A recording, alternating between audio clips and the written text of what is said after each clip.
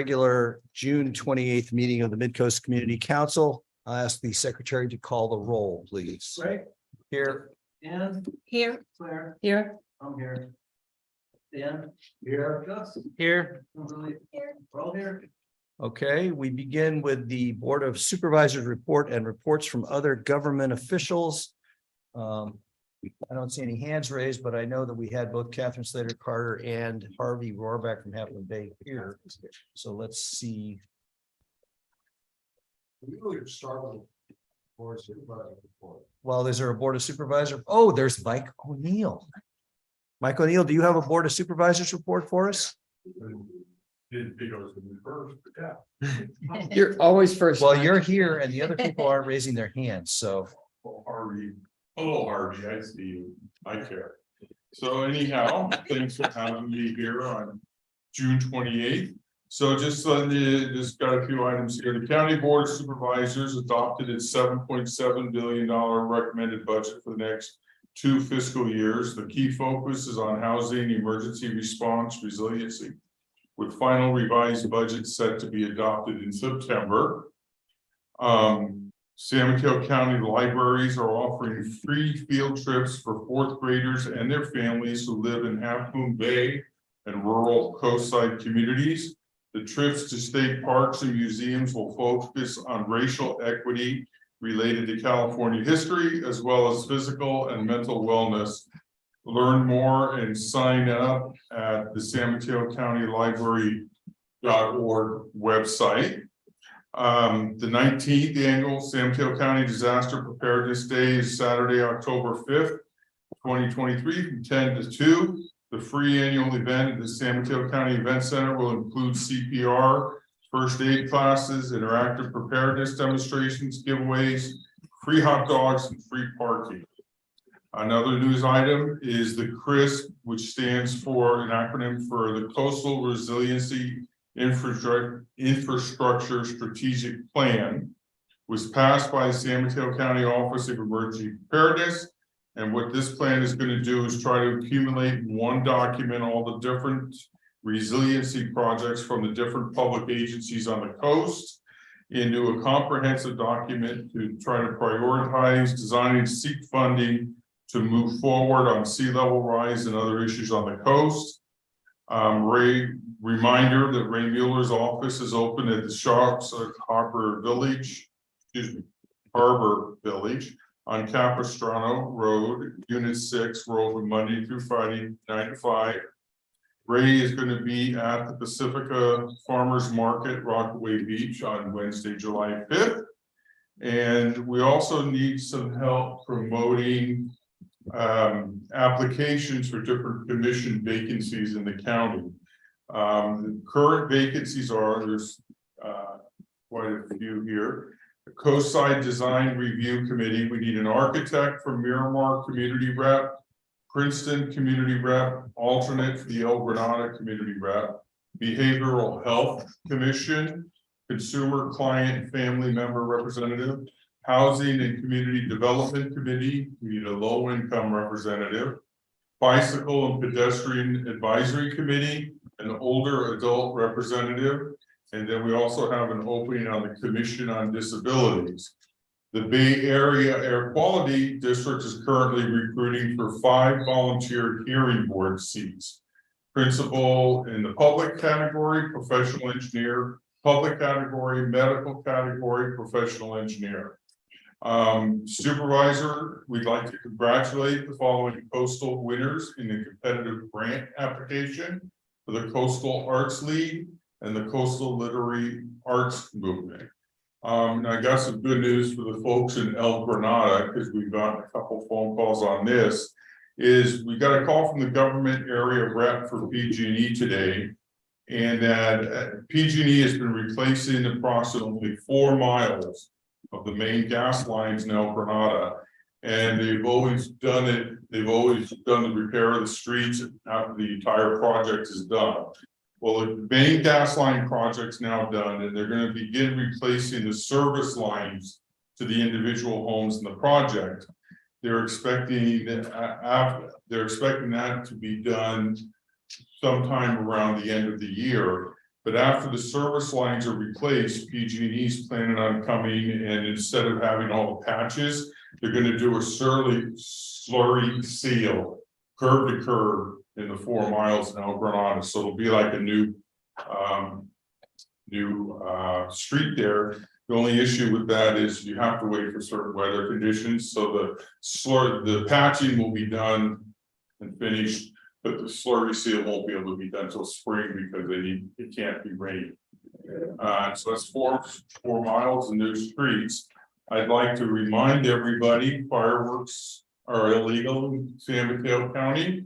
And the county has just raised the fines for up to $2,000 in some cases. It also makes parents liable, even if you're the parent of a minor and they're doing fireworks, and it even kicks in some more if there's alcohol being consumed, either underage or in the premises of the fireworks.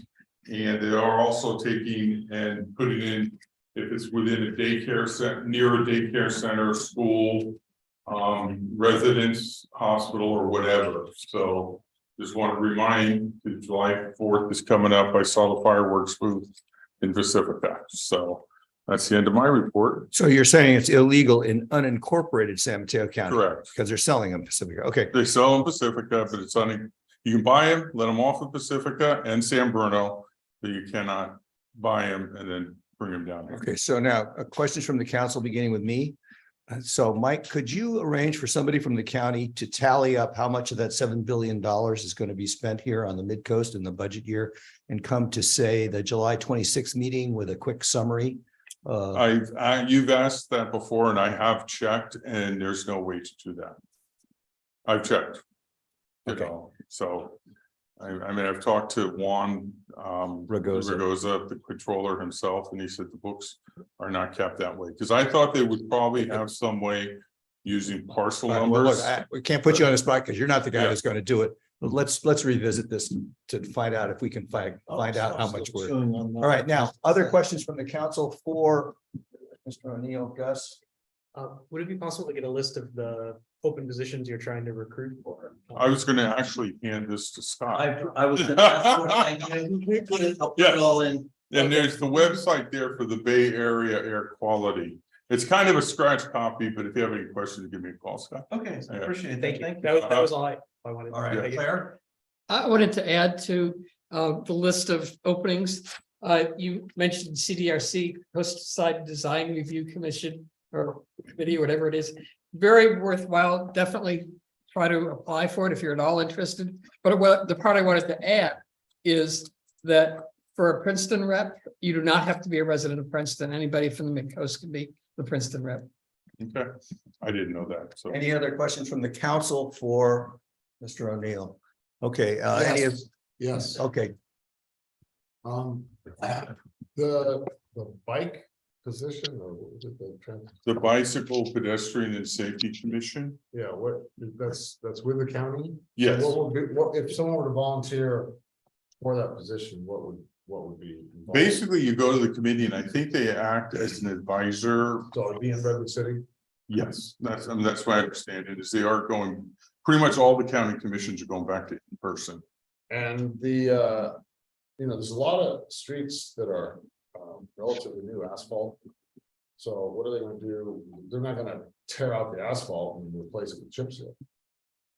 You said that they were gonna change all the. So all the he streets. used the term slurry, Chip but that's not. chip No, seal. wait, I'm only talking about El Closer to the mic, Granada Scott. now. I'm not talking about anywhere else, That's what but I'm talking about also. okay.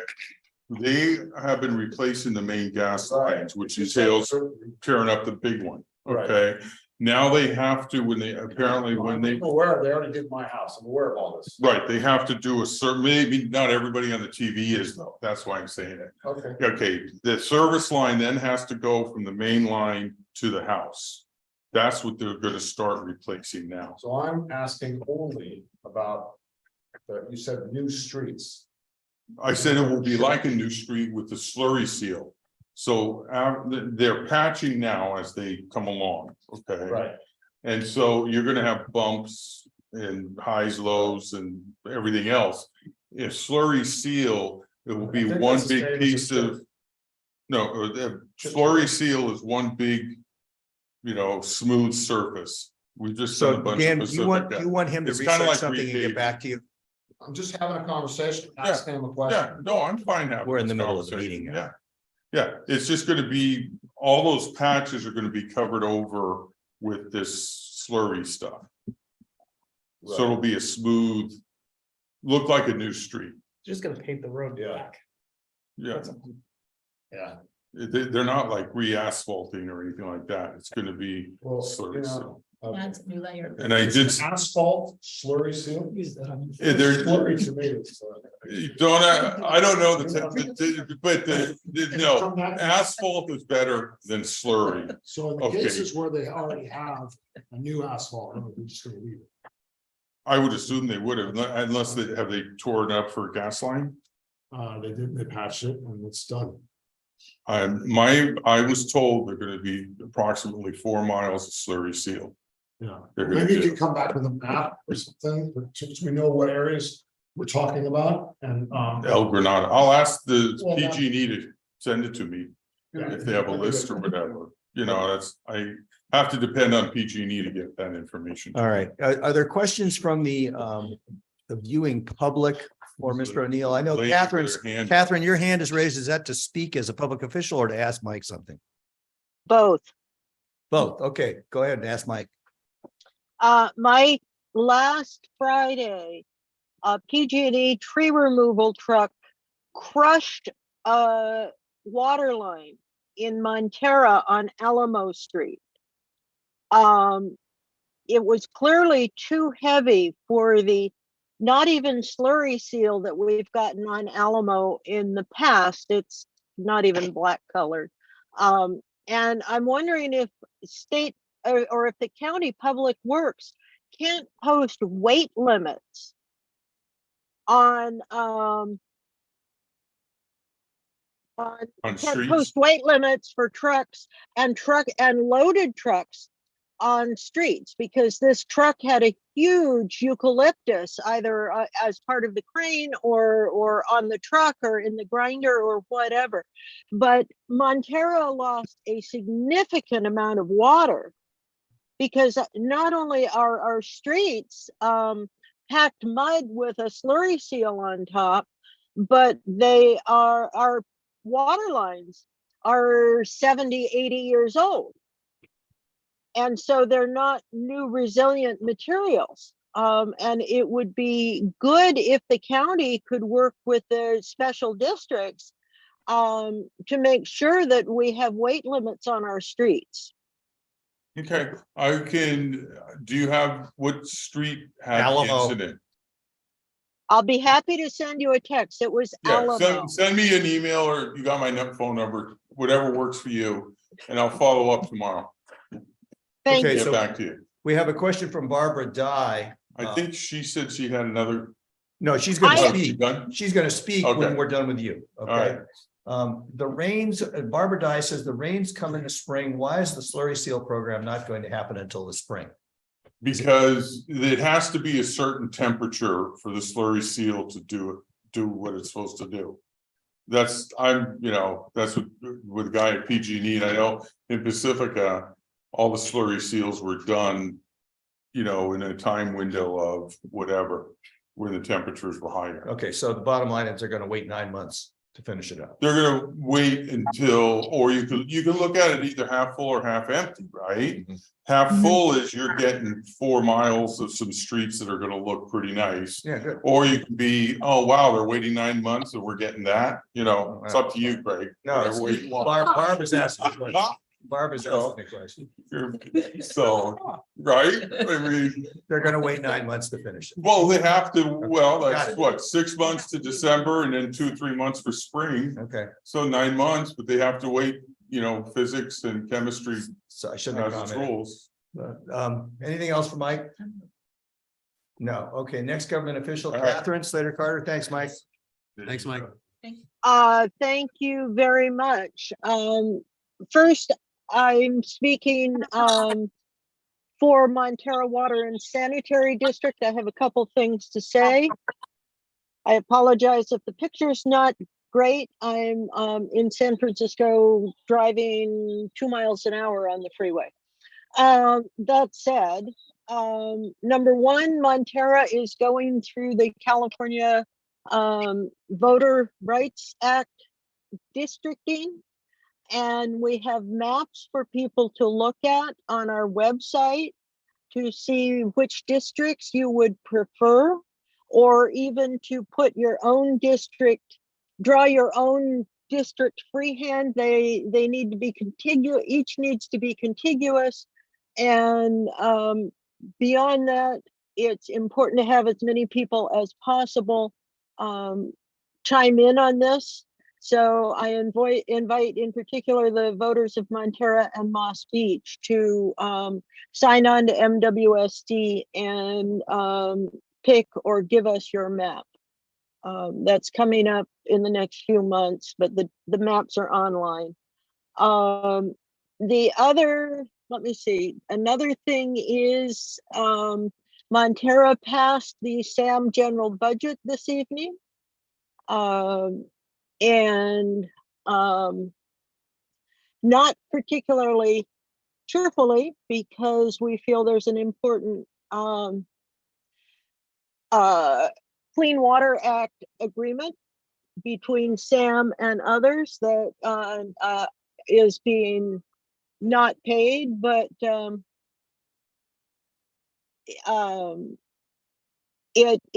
we need to fund SAM and we can deal with this other stuff later.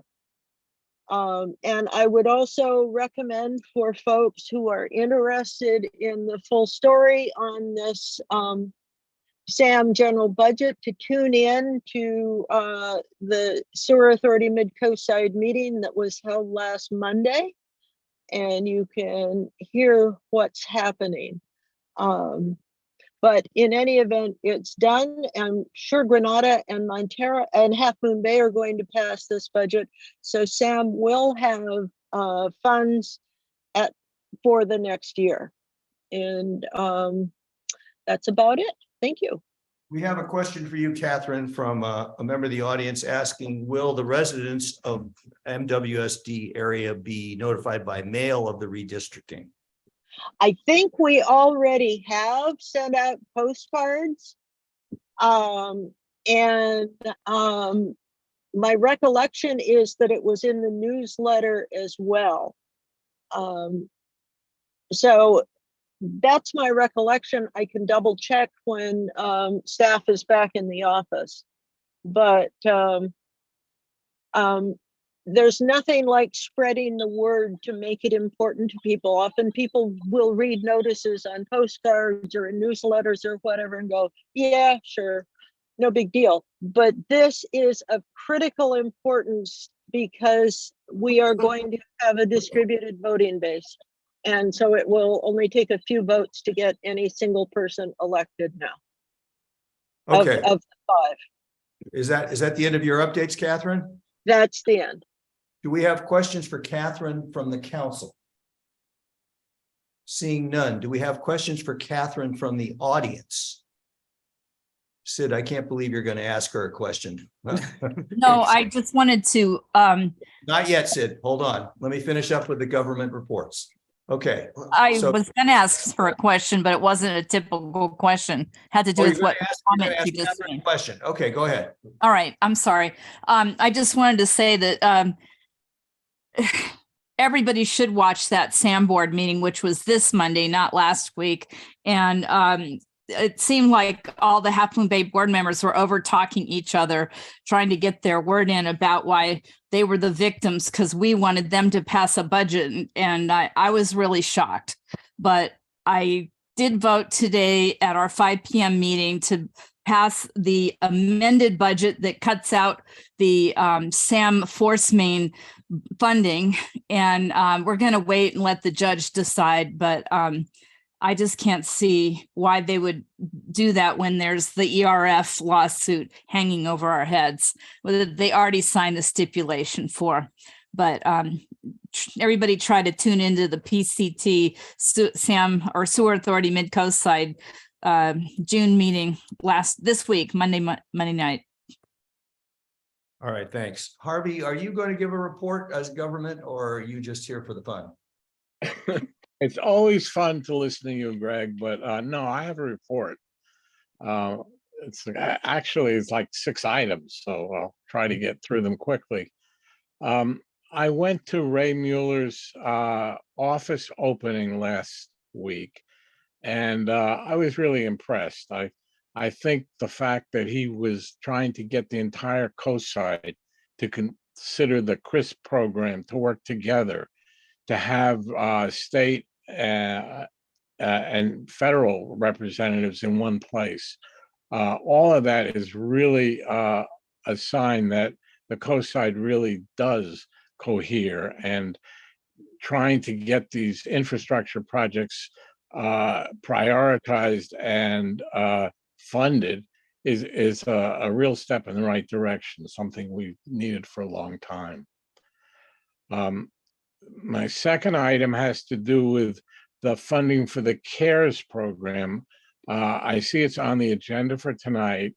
Those of you who don't know, the CARES program is the program where our first responders, instead of approaching a mental illness problem or a suicide threat with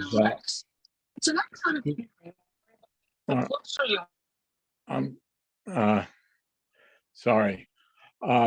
The CARES program funding is going to enable both Half Moon Bay and the coast side to on the unincorporated coast side to have unarmed responses with trained people in crisis intervention. So we appreciate that MCC is going to send a letter of support, and we're looking forward to continuing the program, which has been very successful so far and is going to be funded for at least one more year. So that's really a good thing. The other good news is that finally we have the ability to start building the amphitheater at Carter Park. And that's going to be something the whole coast side can take advantage of. This is going to be a venue for music, plays, street theater. It will really be something that the coast side will treasure, I believe, in the future. So we're finally getting to the point where we can break ground on that, and that's been a long time coming. The other item is that our city manager has met with Greg to talk about open internet infrastructure. The funding for that is going to be coming. It's going to be a start with a feasibility study. And again, I think the entire coast side can benefit by having a open internet where we're not beholden to the likes of Verizon, AT&T, Comcast, but we can pick and choose how we're going to actually get connectivity. Next item on my list is the fact that the Half Moon Bay budget was approved, including the infrastructure, the CARES, and the priorities of the city council, which include affordable housing, are going to be funded this year. This year, we're not having any kind of budget crisis, but we'll be able to have a balanced budget by using unassigned funds. The predictions are for future years after this fiscal year are gloomier, and we'll may have to retrench or try to figure out if we can raise more revenues. And at the mid-year point, close to December, we're going to have to decide what the budget for future years is going to really look like. No one knows yet for sure. And the last item is, as you just heard, Montera this evening passed the SAM operations budget. We just at Half Moon Bay had a special meeting, 4 o'clock this afternoon, and we passed the SAM operations budget. So going forward, SAM will be able to continue operations. So that's a good thing. We're all waiting to find out what the results of the appeal that Half Moon Bay has entered with the courts to know the story about funding for the IPS. That's the end of my report. I'll be glad to answer any questions people have. Council questions for Harvey. Okay. We have Dan first. Yeah, go ahead, Dan. Yeah, thank you for your report, Harvey, sorry. Do you know when the next meeting is for the 555 Kelly Avenue, the 5-story proposed building next to the church? Do you know when I can't give you a date, but I'll get back to you with a date. Okay, yeah, whether it's going to be in a week or 2 weeks or 3 weeks, yeah, any information. Thank you. Sure. Scott, you had a question? Yeah, where's the amphitheater located that's opening? It's next to the Stone Pine Shopping Center, Okay, what's the park called? Carter. Carter Park, okay. Carter Park. He's recording it for the minutes. Oh, Okay. Now Barbara Dye has her hand raised. Do you have a question for Harvey, or do you want to give a government officials report? I wanted to give a government officials report. All right, well, before we do that, let me just check. I do not see any other hands raised. Oh, there's a hand raised, a couple of hands raised with questions for Harvey. So we'll start with Sid Young. Hi, Harvey. I was listening to the county budget meetings that were just held for the past 3 days.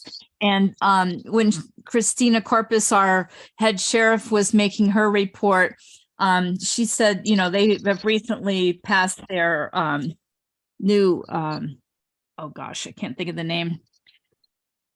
Sorry, I've been on meetings for 3 days and my head went to mush. But previously, the sheriffs didn't have a contract, and they now have a new contract with the county. But meanwhile, there's a lot of cost recapturing that they have to make. So she said, she didn't call out any cities in particular, but she said that they're going to have to start charging more for their services in order to get cost recovery. So being that you think you're going to be in bad shape next year or the following year, whatever it is, next budget year, are you guys going to start thinking about going back to your own standalone service from police, law enforcement, or are you going to pay your fair share of the county portion of the new sheriff's budget? We're As you go ahead. go ahead. No, that's it. I didn't know. We're starting to work with the sheriff on a new contract. She has graciously extended the terms of the old contract for another 3 months so that we can decide on what is best for the city. If, and it's such an incredible if that it's not going to happen, but if it did happen that we had our own law enforcement, it would definitely cost us more than what we're paying now. So it would not be a cost savings if we wanted to go in that direction. Yeah, Okay, It- Michelle Dragony, you have a question for Harvey? I wasn't finished with my questions for Harvey. Will I Sid, come gave back you- after gave you- Michelle? yeah, Come back after Michelle. All right. Michelle Dragony? Yeah, I did not know that the city of Half Moon Bay had a special meeting today. It was not on their agenda 24 hours ago because I was waiting for it. Can you speak to that? I know our city attorney was there. And she's a stickler for making sure that we abide by the Brown Act, so. Well, I wasn't there and I was there at the Yeah. Montero Water Sanitary District meeting at 5 o'clock. So I would have been there had I known that there was a meeting. So Is you it need to work recorded? on you need to work on the outreach for these special meetings. I don't think it was posted actually legally within 24 hours.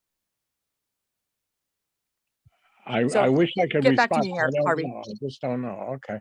I'll find out. All right, back to Sid Young. Thank you.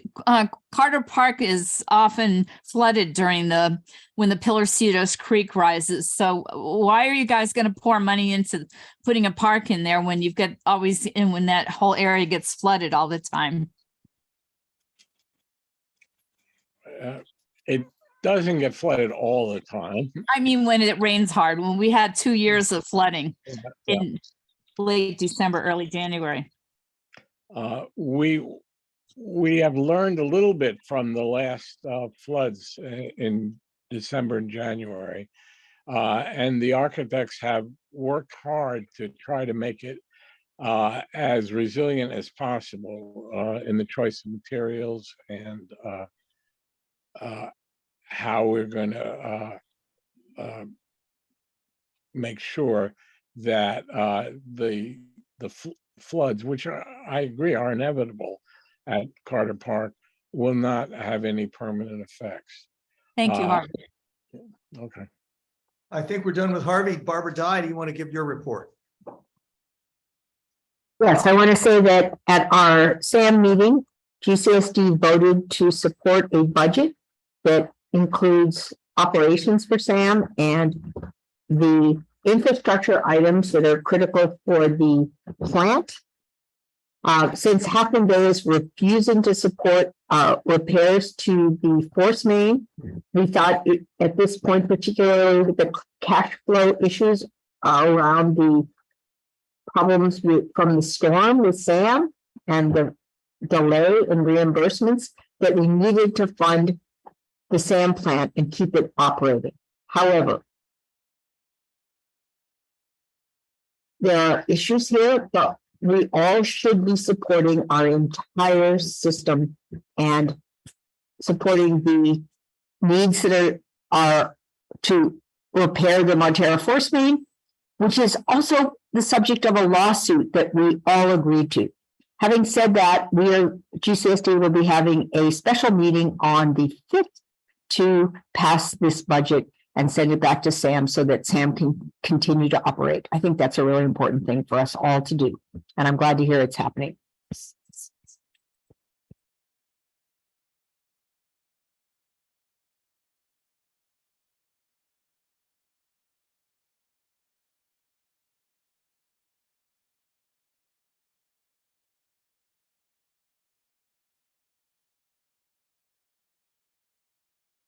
Greg, did you freeze?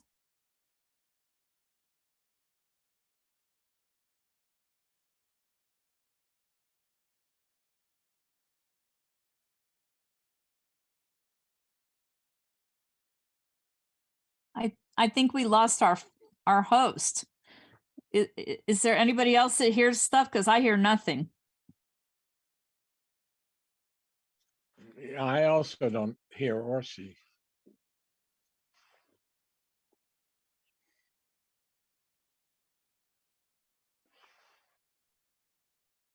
I can hear you two talking, but yeah, there's nothing coming from the council.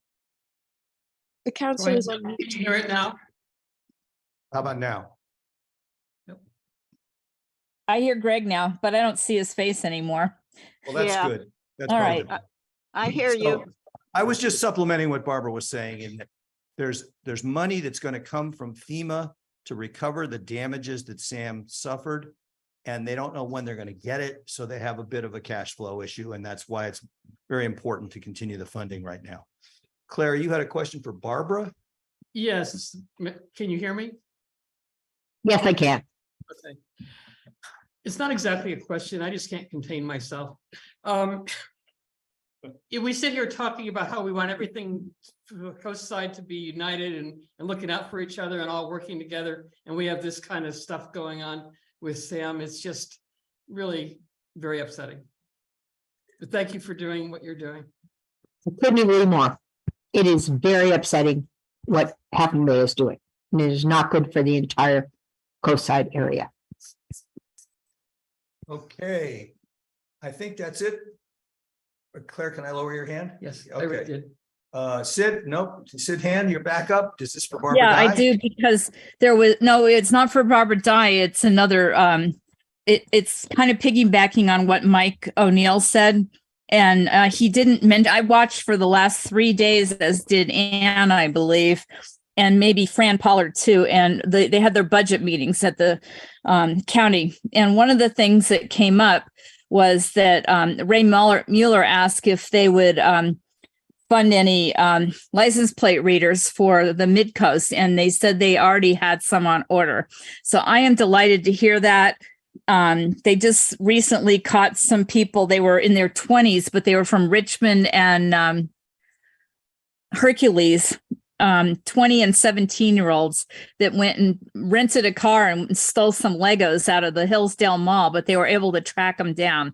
So there's more and more communities on the peninsula that have the flock license plate readers, and there's only a couple ways in and out of our community.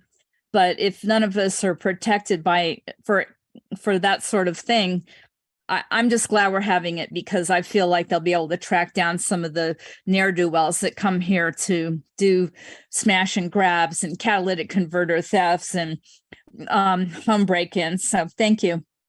So I think Sid just began the public comment portion of the agenda.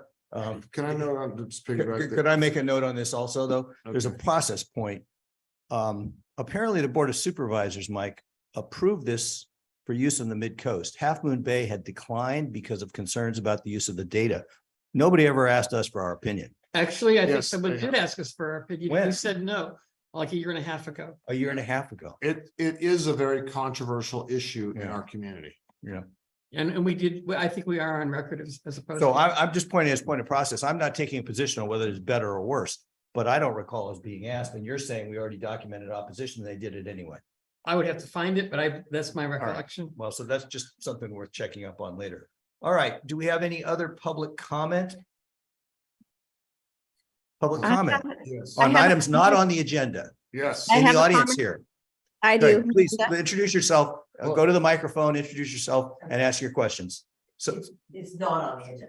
no, not on the agenda. It's not on the agenda. It's public comment. And sorry, I had trouble raising my hand on the. Melinda, we're doing a lady who's here in person. We'll get right back to you. Oh, okay. Thanks. Thank you. Good evening, council. My name is Cynthia Knowles. I work for San Mateo County Environmental Health Services. I'm on the pollution prevention team. And I wanted to make an announcement about an upcoming event in Half Moon Bay on July 29th for household hazardous waste. It's only once a year. It's really doesn't meet the needs, I would say, but it is a public event. You must make an appointment, but it's an event to clear your home of any chemicals, toxics, anything that doesn't go in the trash. I'm trying to do outreach as much as I can throughout the whole coast.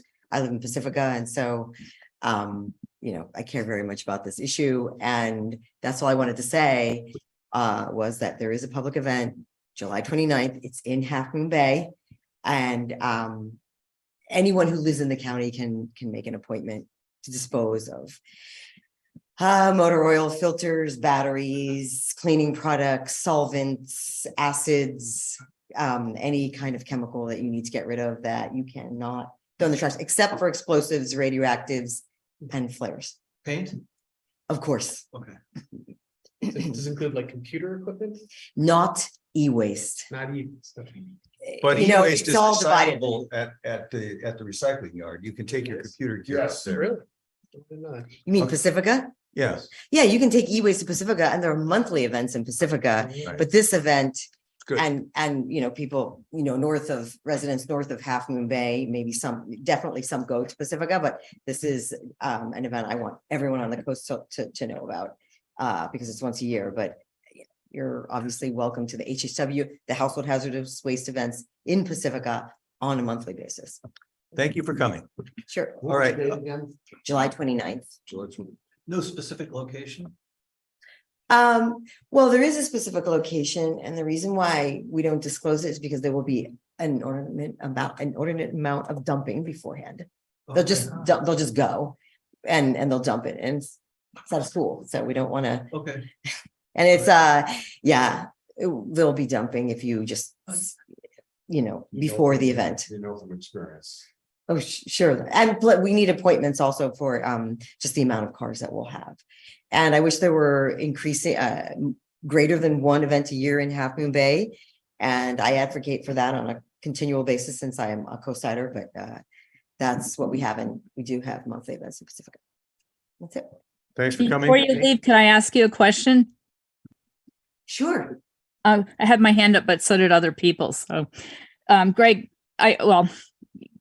anyway, they've had it in the past in Half Moon Bay. Can't you guys with the county alternate it between the Midcoast and Half Moon Bay so we don't have to go down to Gridlock Central to dump off our stuff?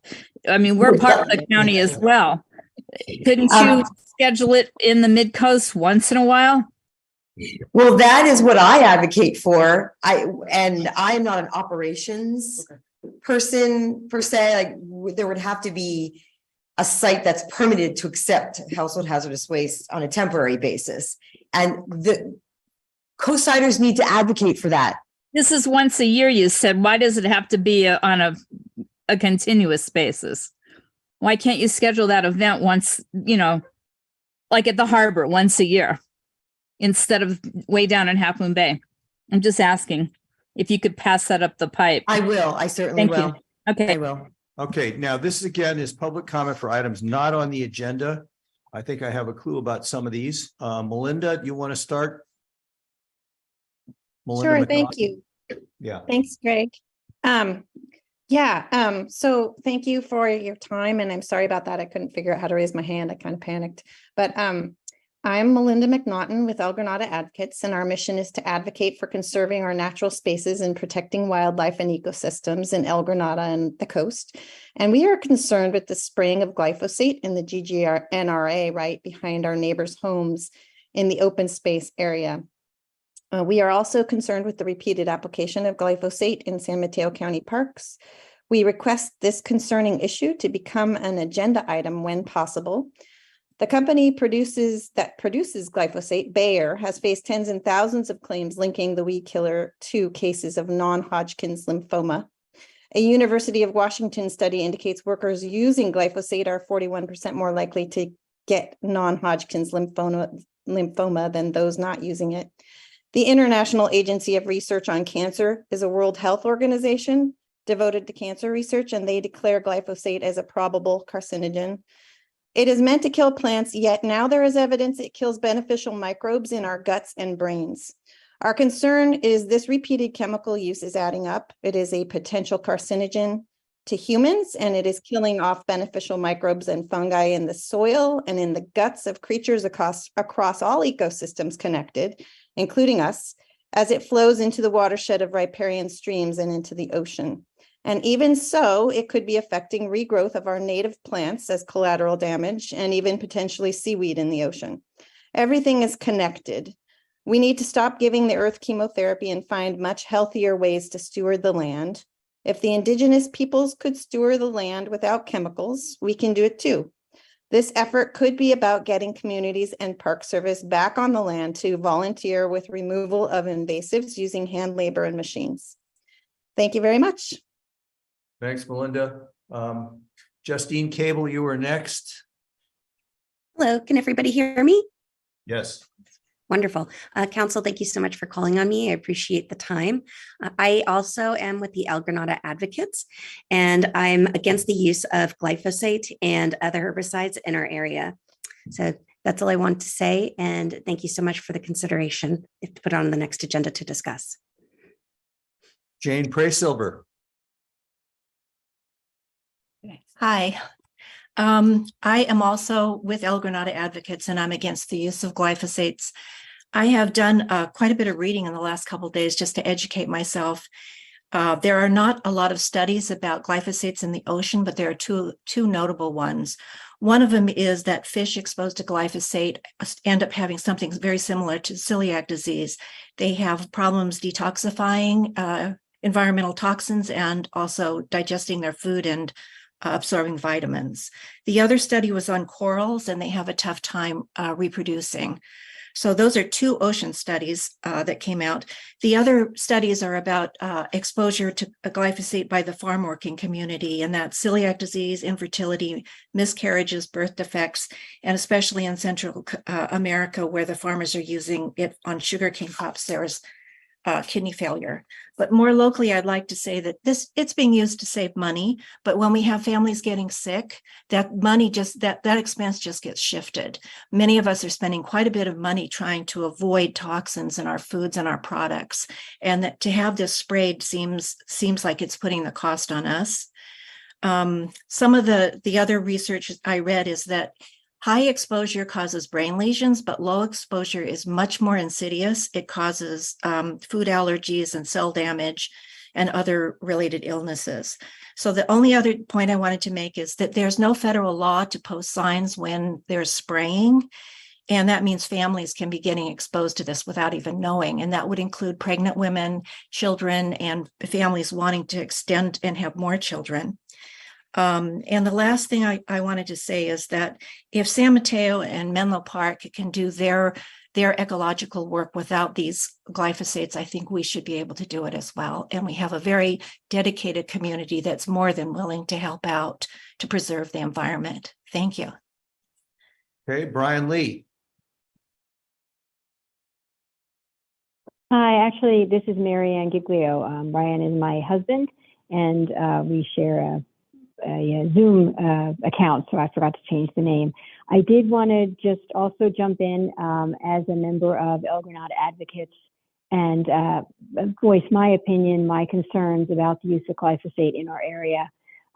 Based on the information that I've started to gather as well, my colleagues have certainly expressed it more elegantly than I would be able to. But basically, I have the same type of concerns and would really appreciate if the Midcoast Community Council would put this on the agenda so that we can look at it more closely and consider these concerns. Thank you. Thank you. Natalie Down. Hello, I'm also calling tonight on behalf of the El Granada Advocates, and I'm also against the use of glyphosates and other chemical herbicides in our area. I feel like as a coastal community, we have an added responsibility being so close to what goes directly into the ocean, especially with increased climate change and the flooding that we've been having. Everything we put on the land goes in the ocean. Everything on the land also goes in us. So we really don't want another, like environmental disaster on our hands with regards to like DDT and that whole situation. So just wanted to voice my consent and my agreeal for that. It would be lovely to have that on the agenda at some point. Thank you. Okay, Sid, your hand's still up even though you've done a public No, comment. I wanted to talk on this. Okay. The other two people left their hands up too, I think. Anyway, I just wanted to say that I know that the Parks Department put it in one of their packages that they're going to continue to use it. And I brought it up at a county parks meeting and said, I think the more important thing, or I should say, adjacent thing, is that county workers are spraying this stuff unless they're hiring, low pay, contract labor. It's probably a county worker that might be getting the lymphoma who are spraying in the parks. And I really think it's not just about nature, but about the human issue as well. So when you put it on the agenda, I hope you'll bring that part up, and maybe the MCC could put a letter to San Mateo County asking them not to spray in the parks. Thank you. Cynthia Newth. Yes, hi. Thank you for the opportunity to speak. I'm a resident of San Carlos Avenue, and so it's right behind our houses where this spraying is occurring right now, this month and next month. So I guess I would say two things. My understanding is that it's a firm called Go Native that has been contracted to do this because we were up there talking with them. And the other thing is, I said, I know it's talked about a future meeting, but I would recommend that it go on the next meeting. This is urgent. This is not something that can wait a long time. So that would just be my ask. And, we're all concerned about the health consequences, the environmental consequences. A lot of people have wells on this street. We do not, but a lot of people do. And there's a high concern about the impact, not only to the people on the street, but the animals and the environment and the ocean, as everyone has said. So thank you very much. Okay, some guy named Scott Bollinger has his hand up. So I just have a question for the Roundup people. It's glyphosate's Roundup, right? That's what we're talking about. This is public comment. Okay. So we're not, you can make a public comment. No, I want to ask them specific. Can I ask them a question? Not allowed to do that? I don't think so. No. You can't ask him a question. Okay, well, we will discuss this under future agendas. Okay. All right, and I believe we have somebody who might. I would be like to interested in it. ask Mike a question, though. Well, we're done with government reports. Can you come back next meeting with a list of which agencies have a policy of using herbicide? Whether it's Caltrans, Department of Public Works, county parks, and if they use herbicide of any kind, what is the exact name of the herbicide that they're using? That's not Mike's job. That's not. Well, I can ask. He could say no, but I can ask. I will attempt. You know what I mean? There's So many it's- agencies. It sounds like this will be part of the planning for the agenda item, Dan. Yeah, I can. And I'm just giving a head start because I know that this came in the past. I thought we got, express. So that's all. I'm just asking him if he could do that. Yes, I will attempt to do it, but I can't guarantee I'm gonna get 100% of the agencies because there's What so you many can. different agencies. Well, mainly, And I would think a lot of them would be on the material. Guys, safety we're off of fees. the agenda now. We're Yeah, talking we're about really not, planning for a future this is agenda. not agendized, so we're really not supposed to talk about it. And they're, but offline, we'll be happy to talk to you. So I'd like to move on to the consent agenda. We have minutes for June 14th. We do not have minutes for the May 17th retreat. And we have a letter in support of funding for CARES. Does anybody wish to pull any of these items from the consent agenda for discussion, or can we proceed to a vote? I have a quick question. Question from Kimberly. On the agenda, it says excuse me. minutes of the retreat. I didn't see the. I haven't done. Okay. Yeah, that's why. That's why I just said we don't have them. Okay. You want to poke at me for that? You want them? No, we do want the minutes, but Okay. we don't have them yet. Okay. All right, so the consent agenda vote will be for the June 14th minutes and the letter we posted on funding for CARES. I move that we approve the consent agenda. Second. Okay. Vote please. Greg, Yes. Ann, Yes. Claire. Yes. Me, I'm a yes. Dan, Yes. Gus, Yes. Kimberly. Okay, 7-0 pass, but Okay, let me Claire make a second. comment. Mike needs to hear this. Mike, in that letter, Gus. we are trying to, the letter we just approved. We are asking the county to fund half of the cost of the CARES program currently charged to Half Moon Bay. Okay, Half Moon Bay is under financial distress. They have a $3.7 million operating deficit that they took out of what did he call it, unassigned funds, otherwise known as reserves. So we're trying to say, well, this covers the Midcoast as well. We would like the county to contribute to try and lessen the burden on Half Moon Bay. All right, that's in the letter. All right, moving on to what? I'm about to go to the regular agenda. No, just a point of clarification, because you moved really fast, and I know that there are still people on here who gave public comment, and could you just let them know what the next step is that? Oh, well, the next step on the public comment, if I said it too fast, we will discuss at this meeting, agendizing the glyphosate herbicide spraying. Okay, and they've asked for it sooner rather than later. So when we get to agenda item 6, future agendas, that's when we'll see who's going to sponsor it, who's going to participate, and what we can do. Okay. We have a lot going on in future agendas that you don't know about that's going to come up. Okay. On to the first item of the regular agenda titled Damage to the Montera Mountain. I want to just start off before I let Scott do a presentation and give some context. I've received more emails than I can assemble very long, very articulate. And I view it as my job to find a piece of software that will allow me to bundle these into a package. I was unable to do it before the meeting, but there's almost like a report being written by the community on their observations. So if somebody give me a technical tip on how I can grab emails out of different accounts and put them all together in one file and present it in a tidy way, there is a massive commentary citing problems. So I asked Scott to go up in the mountain and inspect it. And he did, and I'll now turn it over to him to give his presentation, and then we'll have a discussion with the community. So can I just hit share my screen? Yeah, as soon as I do the smart thing and make you co-host, my bad. Okay.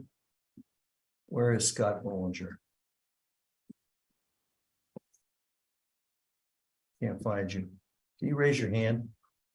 Oh, you're sharing your screen already? Yeah, I'm It sure. worked. Good. Okay, I need the. Oh, You need to go to the first slide. whoopsie. That's the last slide. Okay, sorry about that. Well, all right. Okay, so like Greg said, I'm pretty familiar with Montera Mountain and what it should look like. And he asked me to do a review of what's going up in there, and this is just a panoramic picture of about 3/4 of the way up, and it's Montera Mountain is a beautiful view of the Pacific Ocean. And let me show you what has happened since then. So I'm gonna show you very quickly this program called Relive, and I'm gonna show you where that exactly is, just in case anybody doesn't know. You guys can see all this, right? And so I consider us very, very lucky to have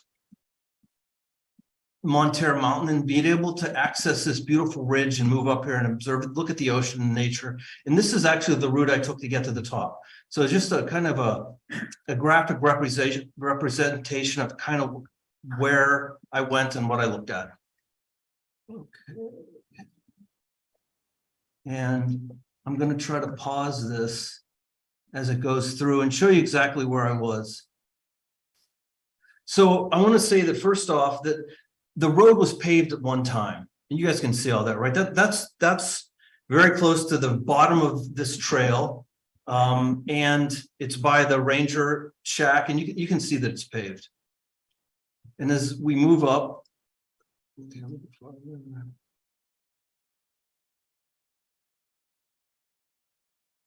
do it, but I'm just going to talk quick. This isn't a water bar, it's a new water bar they put in. And as I move up the mountain even farther, you can see on the right-hand side, the first loss of vegetation. I'll come back to all these pictures as we move up farther. This is widening of the road. They did widen the road, and here's the saddle. My tape measure is 15 feet wide, and you can see how the vegetation has been removed on both sides. And up farther, this is more vegetation being removed on both sides. And as we proceed to the summit, this is where the road was improved and the vegetation was completely removed. And then I head back down the mountain. So let me go back to the PowerPoint if that's possible. And go back to this.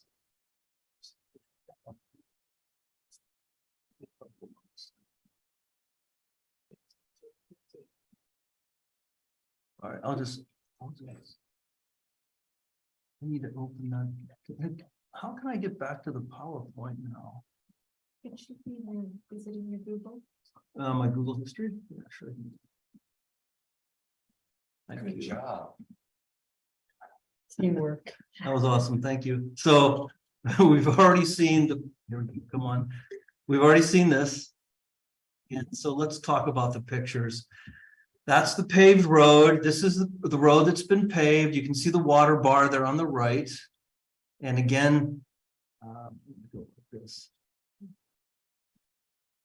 again, as we move up the mountain, and this is about 1/3 of the way up, you can see the vegetation's been removed. And you can see also, I'm going to use my cursor, the vegetation's been removed down there. And I threw my bike in there just to give you a perspective of go back again. just. This is, I threw my bike in there just as perspective on the right to see how much vegetation is removed. And again, this is not the saddle yet. This is where the road gets quite steep and it's about halfway up. And the image on the right shows you how they've widened the road. And then the image on the left shows you how they've widened the road over here also. Now, this is approaching the saddle. And I already mentioned that my tape measure is 15 feet long right here to give you a perspective of how much vegetation has been removed. That's in the middle picture. And then you can see more clearing on the side. And you can see they've completely removed the vegetation on the left-hand or ocean side in this picture. And then as we move farther up, you know, this is about 10 feet of clearing on both sides at this part of the saddle. And you can see there's removed a lot of vegetation on that side. These are two perspectives, one looking down the mountain and one looking up. Now, the picture on the right shows you how they've tried to improve the road, but this is the only example of working on the road. Most of what I saw was vegetation removed on the ocean side. And again, this is more pictures of vegetation removal. I put this picture up here as a kind of interpretation of before and after. The picture on this is not the same site, but it gives you a good idea of what a before and after looks like on Montera Mountain. And so again, on the picture on the left, on the ocean side, there's brush, and on the right, it's been completely removed. And again, I took all these pictures last Saturday. So, and that's a picture of my bike that I rode up the mountain just for fun, and the tape measure that I used to do some measuring. Now, when I was up there on Saturday, I tried to talk to as many people as possible to get their opinions on what they thought of. And they said, well, what are you talking about? And I said, about the brush removal, about the road improvements. And it basically fell into three categories of responses that I got from the people that I met on the trail. And these are the three responses I got. And the first one was, it was ugly. People just said to me, it's ugly, and walked off. And then there was another group of people up there on the mountain that said, it must be necessary. It's fire prevention or access issues or whatever. And they're like, hey, it'll grow back. We're not worried about it. It'll grow back. And then I got a select group of people up there that said, hey, with the vegetation gone, the views are better. So, but that again, and this is, none of these are my opinions. It's just what the people were saying when I was up there on the mountain. And I wanted to just put those pictures out there and what people are thinking, and open it up to any other comments that people might be having regarding this. Well, so do I escape somehow? yeah, you should stop sharing your screen probably. My first question is, do we have audience members here like Carl who want to speak to this? Nobody? Yeah. If you do, please get up to the mic, Carl, and identify yourself. Carl's one of the people that wrote me extensively on this issue. So I don't know how to stop sharing. You can take it. Oh, stop sharing. There we go. Cool. Okay, I'm probably now locally the person who knows more about this road and maybe the entire mountain than anybody else. I've been walking the roads, various roads and trails on the mountain since 1985, which was when McNee Ranch State Park was added. It's actually in addition to Montera State Beach, is its official status. I've been up that road thousands of times. In the early 2000s, I walked it almost every day, over 300 days a year on these trails. And during this time, I've experienced numerous road maintenance efforts. And I've written to Greg in some detail. I've spent hours actually on some emails to Greg, trying to give him a little foundation for the situation up there.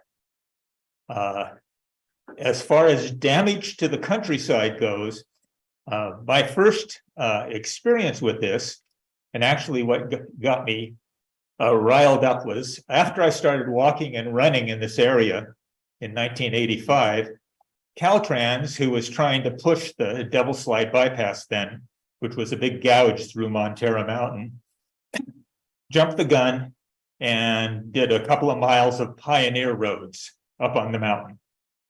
I blew the whistle on that. They did all this without permits and so forth.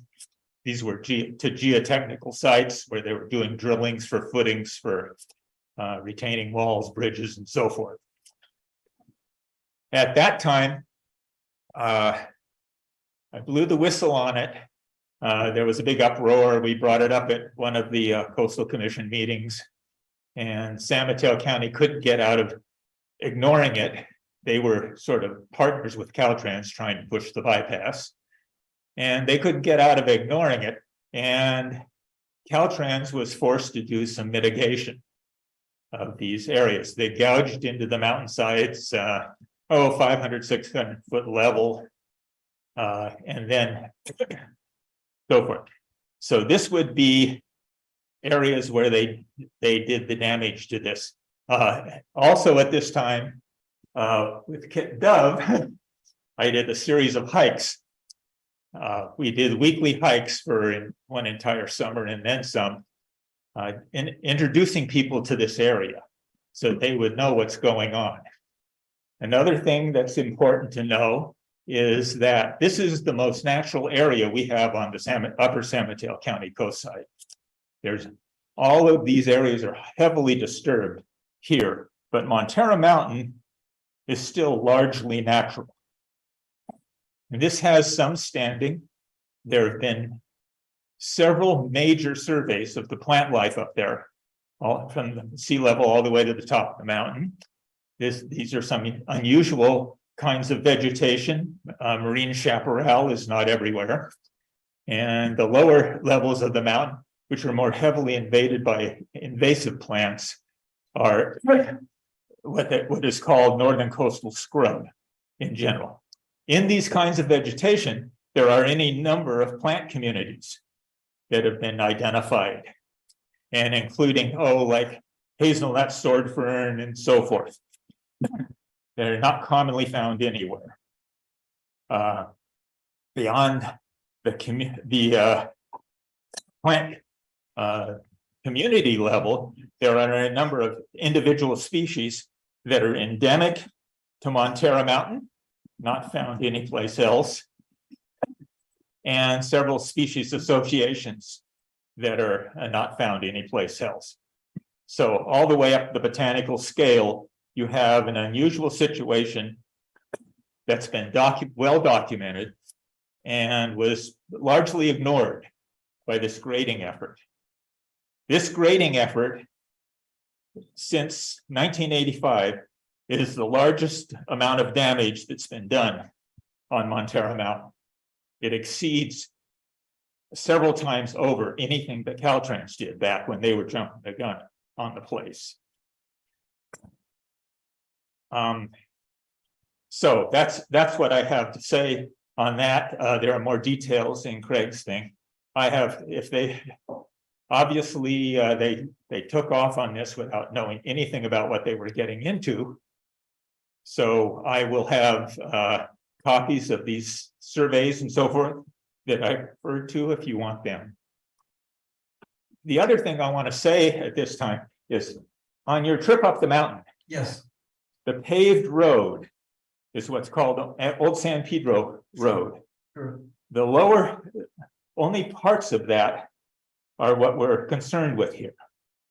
So when you first took off on that road, that pavement then extends over the saddle between Montera Mountain and San Pedro Mountain to Pacifica. The greater amount of damage, although there's damage done in this lower part, the greater amount of damage is done where what's called North Peak Road takes off to the top of the mountain. And Greg has heard from other people who have some photos of this as well. So Scott didn't go that way, is what you're saying? No, the first part of what he was showing us. So I just started at the beginning and Yeah. I had no idea what I was going to find because I haven't been up there in a few weeks. Yeah. So, like I said, here's what I saw. I just wanted to include, yeah, they put a water bar in there. Yeah. I wanted to say that it was paved at one time. And you're right, when San Pedro Road goes off to the left and down into Pacifica, it becomes extraordinarily steep. Yeah. At that point. Yeah, that's called the wall. Okay, okay, I didn't know it was. The bicycle riders call it the wall. So now this is my opinion now, not.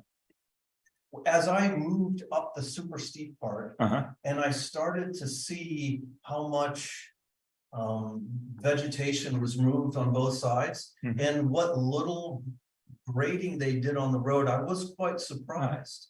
I wanted to know, I wondered why they needed to do that. That was my question, why?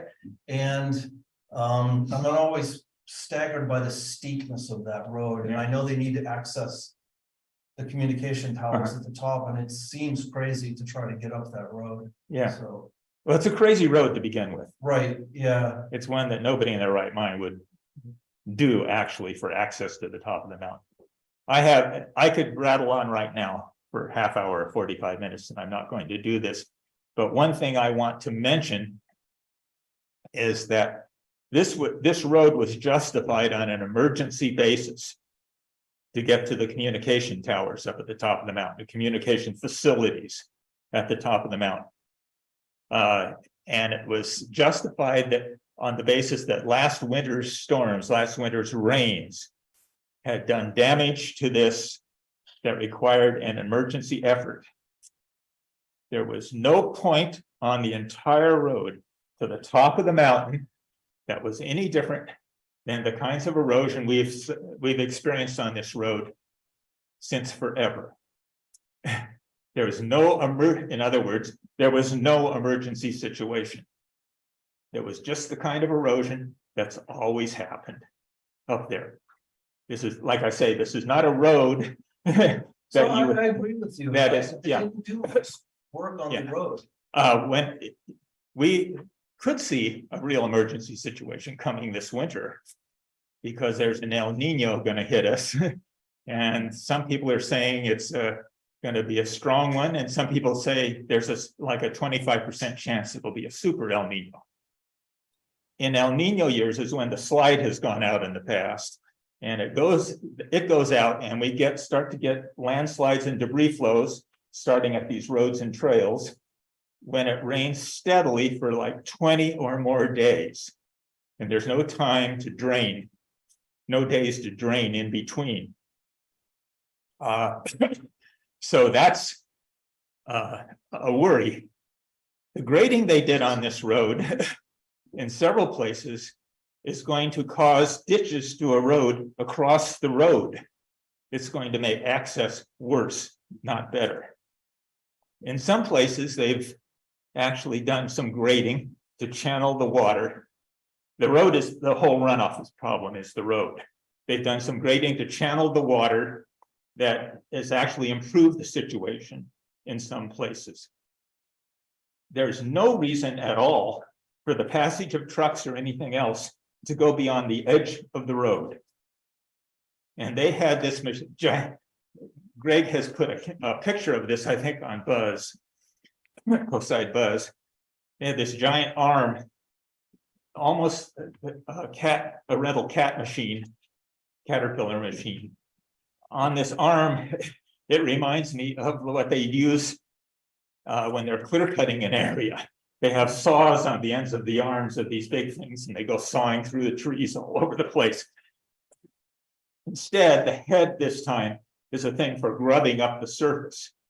And this is what they use to reach over off the edges of the road and to grub into the natural vegetation. So they did damage. There's no reason whatsoever. If you want to clear the road, and sometimes the maintenance efforts have been good, sometimes not so good. As an aside, one previous time when San Mateo County was involved, they had jail crews up there going 8 and 10 feet off the road and chopping at some of the larger trees and bushes and so forth, the manzanitas and what have you.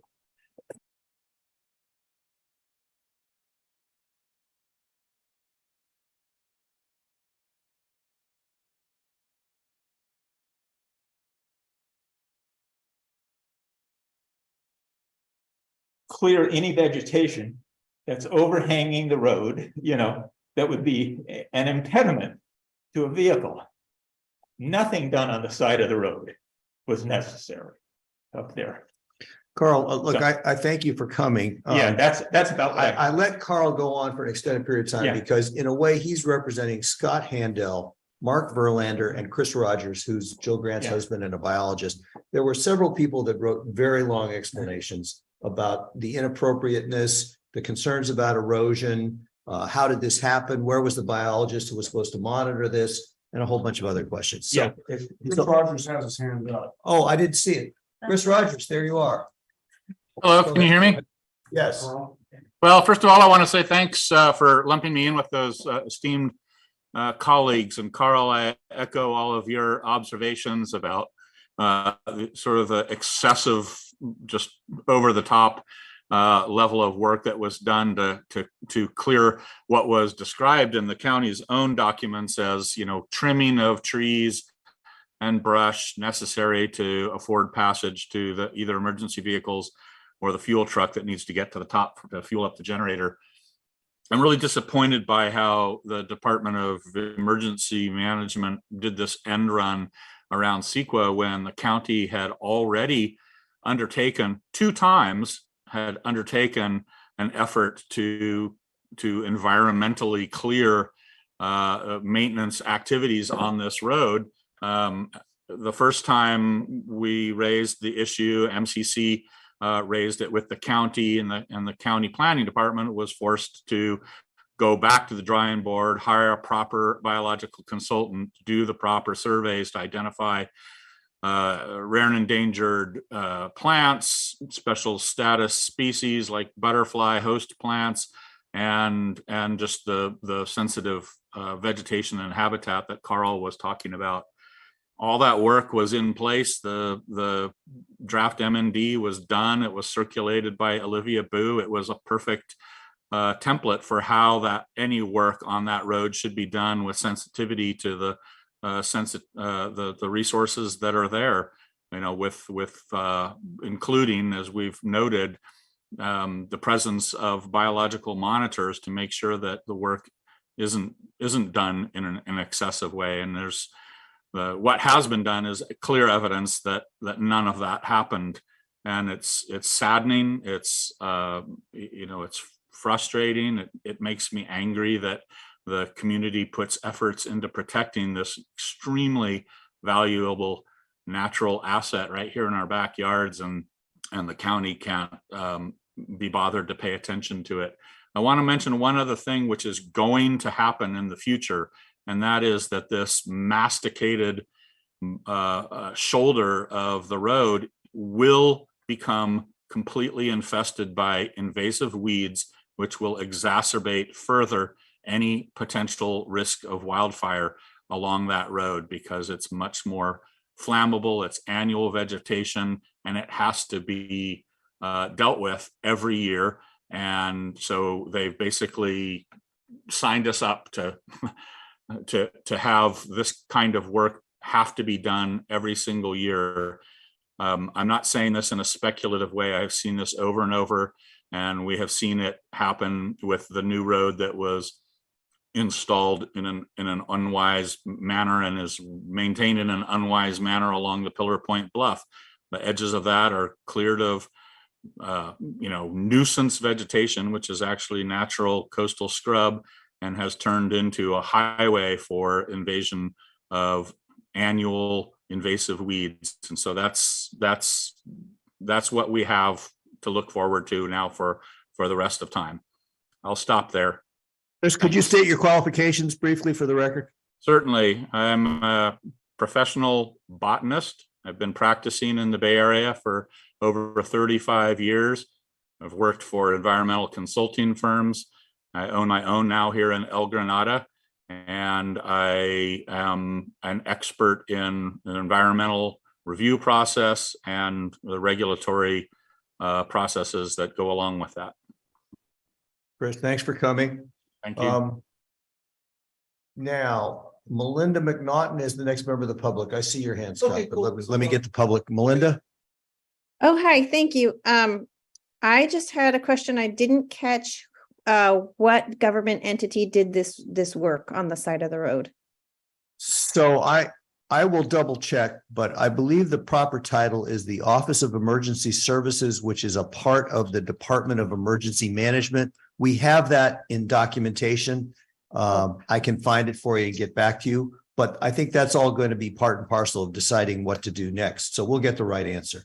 Okay. I will comment that the project manager who got this told me he was instructed by the head of the Department of Emergency Management to treat the inability to deliver fuel to the backup generators at the communications site as though Montara Mountain were on fire. In other words, to make it that high a priority, it was a super emergency. If we had another power outage and the backup generators are not working, we would lose all communications, even the emergency CERT communications, which use radio relays from walkie-talkies and try to go over the hill. Everything would have been lost. So that's why they viewed it as important. I can't address the questions about why they cleared so much vegetation. I can't answer questions about whether they've designed the erosion properly or what damage they've done to increase future maintenance or where the biologist was who should have been there or why they didn't use the procedures in a previously established CEQA document. I can't answer any of that.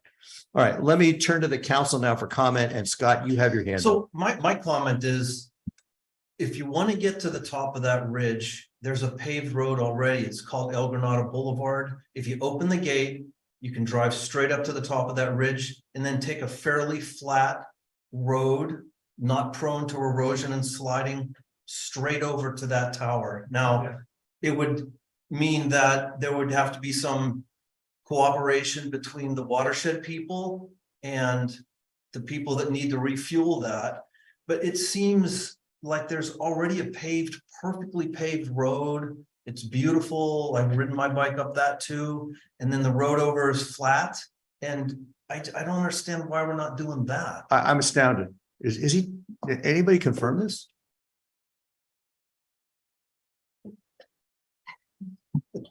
Honest, I won't get going too long on this. What Scott's referring to is what the watershed people refer to as perimeter road. And you go up El Granada Boulevard to the top of this ridge over here. And there's a road that goes all the way down the spine of Montara Mountain there. It comes actually a little bit before you get to the tower area and so forth. It comes into another road called Whiting Road, which is a road that comes over from the San Bruno side, essentially, and comes all the way across another ridge and provides yet another route of access to this area. Both of those roads traditionally have been much less problematic than this steep thing up the hill that we're worried about now.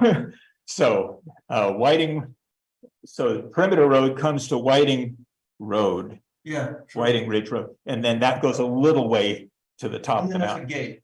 Yeah. And you're right there at the towers. Right. Yeah. And by the way, immediately over the hill here is an International Biosphere Reserve, the watershed, San Francisco watershed area.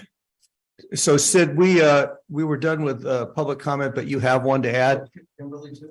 Well, I want to address Sid because she's I'm public. sorry. I didn't know that, I didn't hear you call public comment, but I guess all those people, I thought they were the experts and now it's public comment. But I would just quickly say that Don Matei offers of DEM in San Mateo County is retiring very shortly. So maybe that was part of the rush to get it done without all the proper usual things. The other thing is, it's been my observation, and I could be wrong on this, that San Francisco is very difficult to deal with, and that, you know, it's their way or the highway. And so maybe it was easier just to come in from the Montara side, where we're just a bunch of country bumpkins that, you know, don't matter. I don't know if that's true, but that's my impression, because I was listening in on the, like I said before, the county budget meetings, and a woman from Millbrae was complaining that, you know, SFO, which is basically in San Mateo County, but they own all that land where the airport is. And they were, they're putting in a big, huge sound wall along the Millbrae border. And without any input by Millbrae or over the objections of Millbrae. So it's pretty hard to fight City Hall. That's all I wanted to say. Well, I can add one thing, Sid.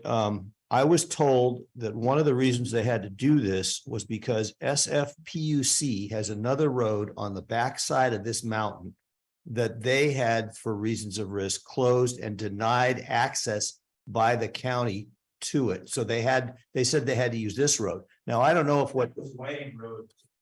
I don't have a map in front of me. I don't know if that's the road that you were talking about, Scott, that might. I don't know. Different. I So don't- there's three ways up there.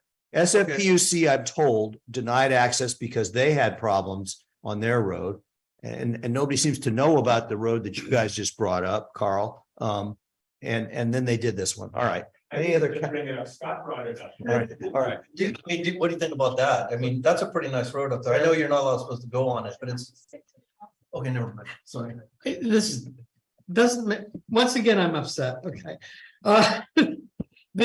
I noticed, as everybody's saying, they did very little to the road. It still looks eroded, it still looks kind of crappy. Yeah. And I thought it was impassable, they just couldn't get up there, and apparently that's not true, and apparently there's other roads, and I don't know what's going on. I feel used. I was looking back through the minutes, trying to find when we addressed this, but it was like your hair is on fire kind of thing. We got to do this now. We almost had a special meeting about it, and then we decided we trusted these people. We weren't going to have a special meeting, Right. and they said basically trust us. We know what we're doing. I really, once again, I'm upset. Well, actually, we had both Kimberly and Dan voice reservations at the time. Go ahead, Kimberly. I'd like us to concentrate on sticking to our process of going around the room instead of continually interrupting. Can you move to the microphone? So I have several things I'd like to say, and I want to thank Carl for coming and sharing his expertise and his knowledge of the area. I think that's very valuable, and I really appreciate your perspective on this. And also Chris, if he's still on the Zoom. I also hike up there 2 or 3 times a week. I used to run every other day on Montero Mountain. I have also biked up there quite frequently for, 15 years. And I know about, there are native plant communities up there that you find nowhere else. It's just an incredible place. So I have a very strong personal connection to this place. And I'm very tired of seeing it abused over and over. And what I'd like us to think about, I have a few questions I've written down here. Did we receive a response from Mr. Burnett about this post action? No.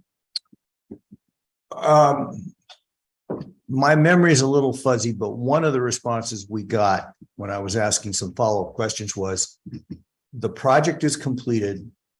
Don't direct questions to me, direct them to Don Matei. I remember that email. Okay. But I can't remember. I started asking piecemeal questions before we were preparing this agenda item, but I haven't given him a comprehensive list of all the emails. He saw probably Carl's and maybe one other email in an email exchange, but there's a lot more testimony that he has not seen. And I don't think, since what I've been told is Mr. Barnett has done the project, any further communication is supposed to go to Don Matei. Okay, so here's what I'd like to suggest. I think this deserves a very strong response from us based on the strong response from our community. This is a place that matters to all of our community locally for all kinds of reasons. People walk, they hike, they run, they bike. It's a place like no other. And I think we need to look at how we can better protect it long-term, because until we get to a better long-term agreement and protection, this is going to keep happening. And we probably need to think about how we can make that happen. And it's going to involve multiple stakeholders. So that's where I'd like us to go on this. this idea, this justification on an emergency basis keeps popping up, not just in the context of this problem, but with other issues. And I think we need to sort of get a handle on that as well, because there's this drive to react really, Sorry, Kimberly, can you? I'm sorry, you guys go out there and talk. Kimberly, go back to where you were, rewind about 10 seconds. Sorry. So there's this sort of feeling that we need to react quickly on a lot of things based on that justification. And I'd like to steer us away from that going forward. The problem with that is when we heard this initially, I did raise an issue and it was kind of brushed off. And I kind of felt like it was rushed and we really didn't put up much of a, we didn't put up much opposition to this or even ask many questions. So I just ask us in future to just pause and think more carefully. And the council as a whole needs to be less reactionary and more strategic about how we approach things like this. And sometimes that means we do have to approach it longer term in our thinking. The next thing I have written down here is who will be responsible for restoration. I think that's a big question and we need to push that as well. It needs to be restored as much as possible. Or the RCD does work like this, and somebody needs to pay for it and get the right people up there to do as much restoration as possible. I don't think wildfire is the issue. If there were a fire on that mountain right now, I don't think the clearing on the road is going to make much difference in terms of protecting those towers. That's a whole other thing, and it's just not going to make that much difference. The point of landslides in a super El Nino season is very important to take into account. I think we need to use that argument as well, including the increased erosion and the spread of invasives. So we have a good argument for how we can move forward on this, and we really need to do it. So I would suggest that we look at agendizing this again, and putting forth a strong effort to bring multi-stakeholders together to look for a solution. Other council comments? Thank you, Kimberly. Hearing none, Hold on. Weren't you interrupted? No. You have something else to say? Fine, no, I'm good. Okay, Thank it's you. my turn. If you want it to be. Okay, so, the project is called the North Peak Emergency Road Repair. Now, I gotta be honest, I've been up there a few times. It's a gorgeous place, but I'm less familiar with the very top. I'm more familiar with the Pacifica side and the lower side.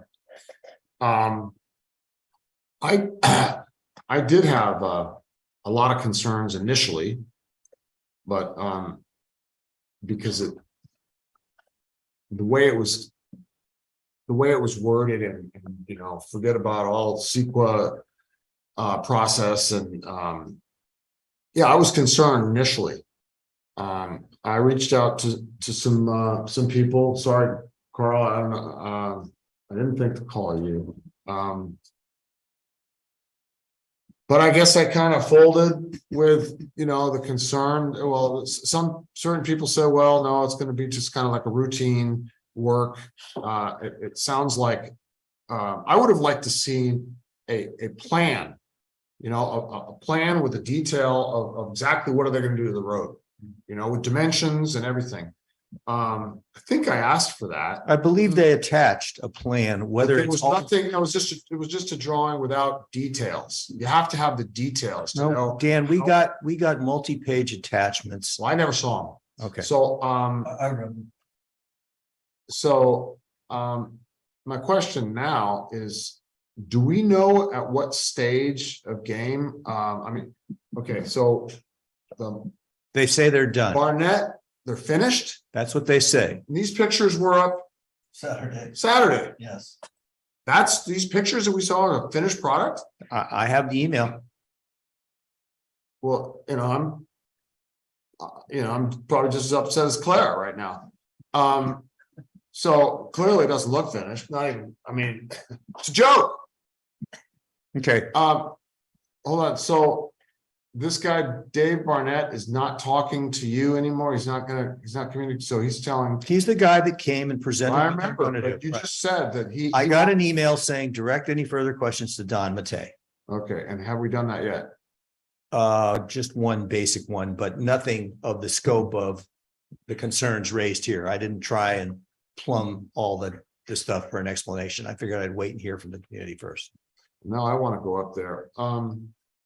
There's just 1,000 things to need to do. So I would suggest that we have Don Matei come and kind of explain the situation. I think, can I talk now? Of course. So I agree with Kimberly. I think we need to form a little work group of 3 people to prepare, I'll call it a report, but it's got to include requests. There's a bunch of things I want to know, like what happened to the person who was supposed to be supervising this on site. Okay. I also want to know what we missed. Is it possible they told us they were going to clear an extra 10 feet on each side of the road and we missed it in the documentation? Or did somebody go crazy with that piece of gear that just mowed everything down? But I think we have the details would have come to play. So we have questions about restoration. We have questions about erosion protection, prevention, and maybe more, including how the heck did this happen? So I'm happy to agendize it. I guess I want volunteers to work together on the subgroup to, prepare the report and make the asks of the county. So Kimberly's a volunteer. Do we have any other volunteers? I still think the first step is to one on this. Because I like your idea of restoration. It would be nice. I didn't even think about taking it back to the way it was. And I believe we need to compare what the plan said and what's up there. Okay, Dan, you want to say something? No, I just before we get into the details, I think that these details, I'd like to see something. We really have to have all the information before we have the discussion, because otherwise we're kind of spinning our wheels. I think it's about exactly what they planned to do, what they said they were going to do, and I'll give you a link to all the documents. Okay. So I'm happy to work on this subgroup, but there'll only be 3 of us. I am in possession of, a bunch of emails that I need to package up one way or the other. Kimberly, you want to say something? Can we have a community member work with us? Of course, community members can be unlimited. And so we already have Chris Rogers and Scott Handel and Mark Verlander and maybe Carl have all given us stuff. We can all involve them and others who might be interested. So yes, it's not just MCC people, because the other people, the community people, seem to know more than we do. Right. All right. Any other comments? Right now, the action is to form a working group and prepare an analysis and asks of the county, and to re-agendize this, calling for county to come in and discuss what they can do to fix this. That's what I heard. Okay. And I might suggest to take some of the Scott's pictures and then put them in an email and just to confirm that, what we're looking at is their idea of finished product. Okay. Because it feels like there's a breakdown in communication somewhere. Leo Gomez, you have your hand raised. I'm sorry. Sure. Hey members, it's Leo. I just want to offer, I'm no expert in this, but I just want to offer a suggestion as to maybe why they did what they did. I'm not sure how many people have driven large trucks that are, multi tens of thousands of pounds. Maybe they went a little crazy here, but getting those things around those roads safely, which I've walked up and down many times, is very dangerous and requires really, really wide turns. Just a thought. I don't think they should have taken out as much as they did, but think about the safety of drivers and the weight of those trucks that need to get to the top of that mountain. And maybe there was some goal in mind of keeping it that way for a few years, but it sounds like there's people here saying that wouldn't have helped. So just, a little thought or perspective from the perspective of someone who has driven trucks like that. It was reported That's to me, and I think a community member confirmed it, that there was a fatality in 1999 when a utility truck driver was going up there, got lost in the fog and drove off the edge. And I think it was Dave Barnett who told us, or me only, that they had a truck overturned somewhat recently because of the condition of the road, and that the only way they felt safe getting stuff up there was by using these little 3 or 4 wheeled ATVs, and they didn't have the capacity to carry all the fuel they needed. So they felt the road was in such bad shape, they couldn't use their standard utility trucks. Okay, Kimberly? I just want to address what you just said. You know, as Carl pointed out, there are multiple ways to get there. And if it needs to be negotiated with other entities, then I think we need to do that, because this obviously is not the best way to get there.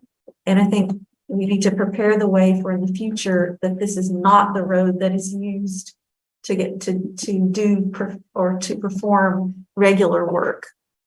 Okay, good point. All right, Sid, I think we were done with public Right. comment. I'm just not going to comment. Just a little bit of advice. Don Matei's been announcing his retirement. So if before you get your little group going and take a couple more weeks to get it on the agenda, you might just want to call and check his schedule, because they don't have a replacement for him yet. Thank you. All right, thanks. I think we're done with this agenda item. We have a miniature work group formed, and we will agendize it when that group has prepared the materials they feel are appropriate. Okay. The next agenda item is MCC planning. Let me see if I can pull up some of the documents. I did check the bylaws. Somebody was questioning whether the MCC should have a budget, whether it was allowed. Let's see if I can share my screen. As far as I can tell, there's never been a budget for the Midcoast Community Council. This was something, Kimberly, you had suggested we ought to have, right? So I took the trouble of putting together something as a draft, and I'm opening it for comments. There are a bunch of minor recurring expenses for software. I threw in here some extra things that I would like to just discuss. We've talked about not having a vehicle for tracking requests from the community or ourselves to the county and their responses. I found a web developer who can do something like put up a packaged piece of software that already exists. She gave me 3 different options. One of them is called Awesome. For under $1,000 to create a site that would be linked to use the domains of the MCC, so it'd be easy to get to, and you could then enter items, see reports, sort them in a variety of ways. Anybody who's ever used a bug tracking or an issue tracking system would know what I would mean. And then there's a license fee that's around $500. Well, I think the particular package I was looking at was $409. So I'm putting a pitch out there, and the council doesn't have to agree to it now, but I'm putting a pitch out there that we ought to use some of our money to create an infrastructure for us and county employees who we would grant access to, like Mike O'Neill, to, see the issues we're asking to be forwarded in, and we'd have a record of who did what. We could attach files, attach emails. I've worked with stuff like this for much longer than I want to admit, because that would tell you how old I am. Okay. But this has been going on for decades, and seems to me a reasonable thing to start with, even if you only call it a pilot.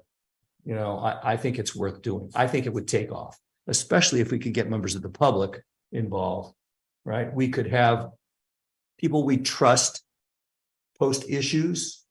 Steve Terry comes to mind, somebody who's been in a responsible position, who's not going to put pornography or whatever up there. Okay. And then the council members could be assigned, 1 or 2 of us, to review those and then forward them to the county. In other words, we wouldn't give the public the right to just go raging, but we would give them the right to submit things. So you go to your neighborhood coordinator, and if you don't go to us, you go to the neighborhood coordinator, and they would put an issue in for you. I also have a question about spending money for council member desktop software. I find I don't own a program that lets me edit Adobe. And it's a big pain in the butt, especially when I want to combine files. I have to export it, put it somewhere else, edit it, re-export it. And I also wonder about the rest of the council. So I just throw it out there for consideration.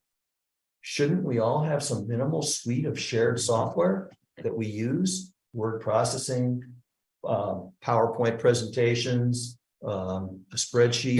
In the past, most members had the Apple format and all that's on the Apple. Yeah, well, there's an option. I don't know. There's an option. I don't know, Mike. Maybe the county can just give us licenses to software the county already has so that we don't have to spend money getting licenses to software when the county already has license for thousands of users. Okay. Can we just use the Google stuff? Like that's all free. Well, that's an option. I put in $500 for office supplies. That's the stuff like I just printed out. I saved the council $500 or so printing out the stuff for the emergency preparedness booth on my printer. I'd like to be paid $100. There's stuff like that happens. Claire just had 40 or 50 bucks in reimbursement. Whether it's a spare key for the post office or whatever.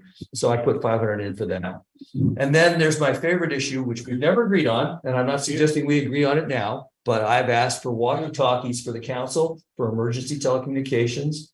And the more powerful versions of those come with licenses. It's $100 per seat. The license is for 5 years.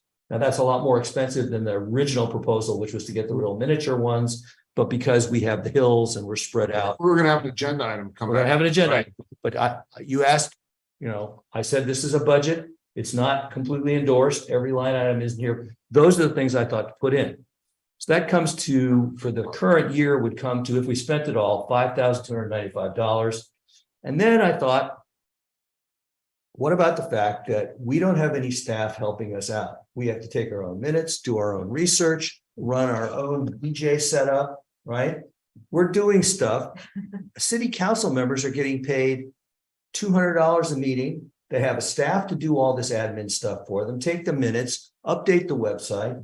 You're gonna have to change the bylaws. Exactly. And when I looked into it, the bylaw says we can't be compensated. So I just want to raise the possibility, especially as it relates to attracting a more diverse community of members, people who work on an hourly basis might find it very difficult, right? To justify to their family members, I'm going to spend all this time and I'm not getting paid a dime. At least give them $150 a meeting or something.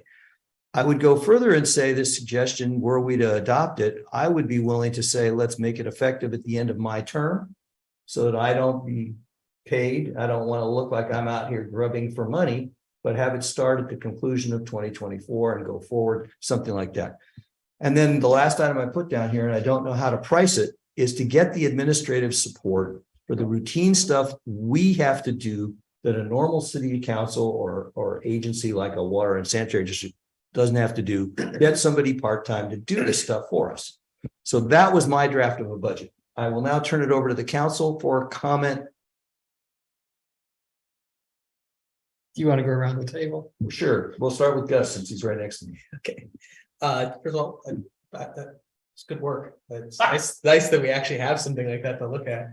I was just going to ask the question, like so apparently it would take a bylaw change for us to be compensated.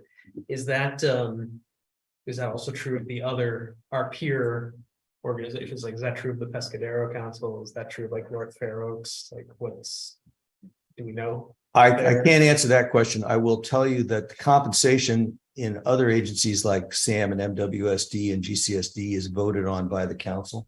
That's all it takes. They can up their own pay, but they have to take a public vote, have a public hearing. We would have to first change the bylaws. And oh, by the way, get the county to agree that it's worth doing this. So we can change the bylaws all we want, but if Ray Mueller doesn't think this is a good idea, then, it's dead on arrival. Okay. Next. No, that was it. All right. Ann, any?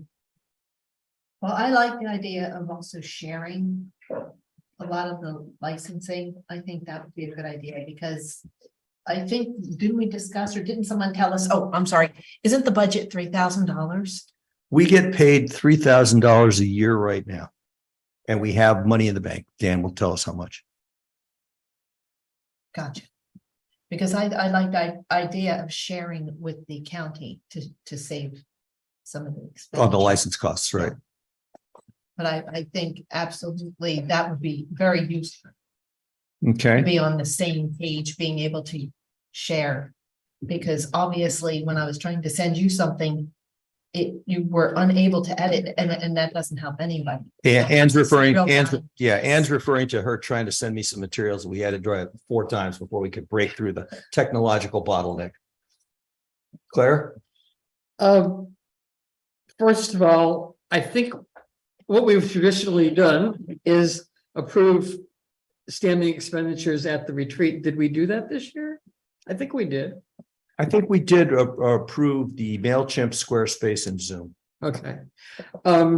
So we've done that and we haven't done an actual budget. And I think there was some disagreement online about how much we could actually spend without a council vote. We probably need to clarify that.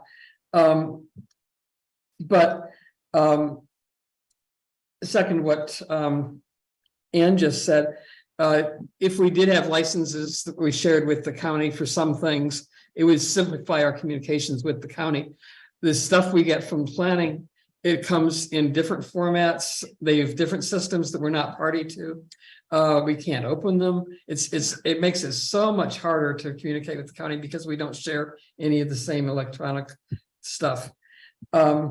And then I would add on here, the post office box is like $125 a year. Okay, in addition to the budget, would you make that note? Post office box, 100, call it 150. I always like to round up when budgeting, so I beat the budget. Thanks, Claire. Kimberly? Couple thoughts. Thank you for this. I think so. What this doesn't reflect is, I'm assuming we're going to make other asks or potential reports and other things that potentially we're going to make other asks to the county for studies and other things that are not reflected in this. That's the next aspect. document. This is the MCC's budget. Got it. Not the Midcoast budget. Okay. In regard to change of bylaws and stipends for the council members, I wonder if that's even possible because of the nature of the volunteer. We're an unusual entity, and I wonder if that's even possible because of the nature of the type of entity we are. Because obviously, like a city council or like Sam, that's more of an agency board.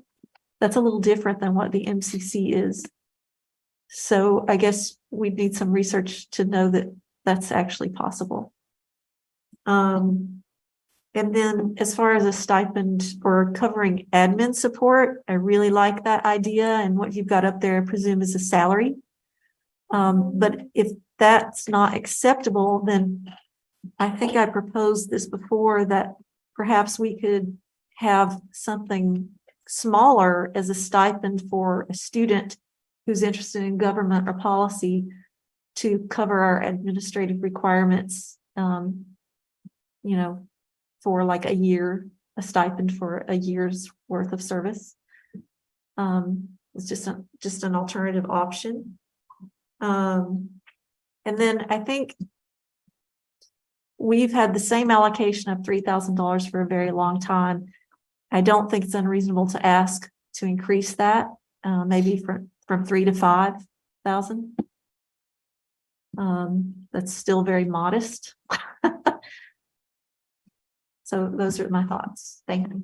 I just want to comment. I'm seeing in the chat, we have community members that want to comment. I will do that right after I hear from the council. Scott? I everything I need to say has already been said, and I would definitely vote on change. I mean, if we decided we want to change the bylaws, I'm fine with that. To get compensation to make, but I guess if we are a volunteer organization and that's part of what we are, then we can't do it, like exactly what you said. And I would think it'd be important to synchronize software so that we can open up things that are sent to us from the county. I think that's important. We got to have licenses and software so that we can easily see what they send us. We need to be synchronized with them. Dan? Yes, I have some issues with some of these things on your MCC budget. I think that there's a lot of unknown consequences by taking certain actions. I think that if we need help with software, let's ask the county. Maybe somebody in the office, they can give us some advice on streamline whatever, the problems that you addressed just a moment ago. Maybe there's, or maybe it's just maybe you need it, maybe the MCC needs to buy a new laptop. I don't know, but I think the solution is going to be a lot simpler than what you're suggesting.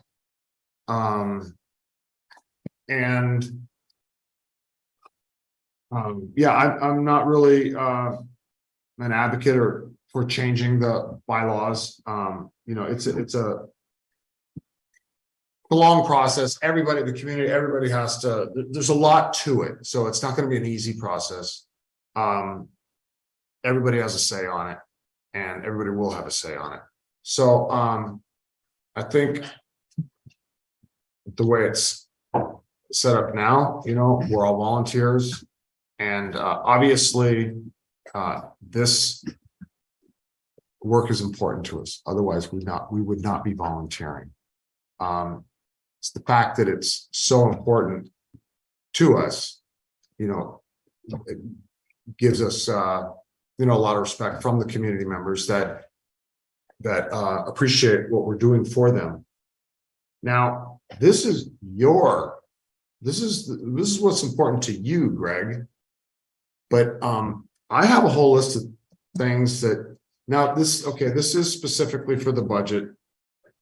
Maybe I'm about to address the next level, which I'm still unaware, I'm not really clear about. It's the next document. Yeah. Because I have certain priorities that I would think that, I want to have a chance to talk to the council about, and not just have you pull out a list and, hey, these are all the priorities. I mean, we need to have a fair chance to have discussion about other priorities, which I think are also important to. Right. As soon as we finish this, we'll be moving right into that. Okay. So what exactly are we proposing now? I'm just offering this for comment. I'm just trying to get a sense of the council. I think with a little refinement, I might come back and make a votable motion. I'm going to say this, in the past, if some issue came up, we don't want to spend all our money, of course, but if we did need help, we could seek professional, somebody to help us out. For example, we had some kind of a study on the roundabouts. Yes, that would be one example. Of course, that was a lot of money that left our coffer, but so if we tread in that direction, I think we need to tread carefully, and we don't want to, Can I move on to getting some community comment? Yes. Okay, Lisa, you haven't commented yet. Yes, somebody said, talking about raising the allotment, the annual allotment. So the 3 community councils that the Board of Supervisors commissioned, or whatever they did back in around 1980, PMAC and North Fair Oaks all get the same amount and pretty much set up the same way. And to change that, the Board of Supervisors has to do it. You cannot do it. Doesn't matter what your bylaws say. Regarding updating the bylaws, check out the About MCC page on efforts to do that in the past, and comments from County Council regarding the bylaws that once you open it up, so council members had tried to do this in the past for various reasons, and then ran into the difficulties, complications, whatever, County Council, and it was dropped. So you should review that and decide if you want to undertake that, and review the bylaws and the ordinance, the resolution of the Board of Supervisors that formed the MCC and how that's all set up. before, and be thoroughly familiar with that, I would suggest before asking for certain changes that it just reflects better if you clearly understand these things yourselves and you don't need the board to explain that to you now.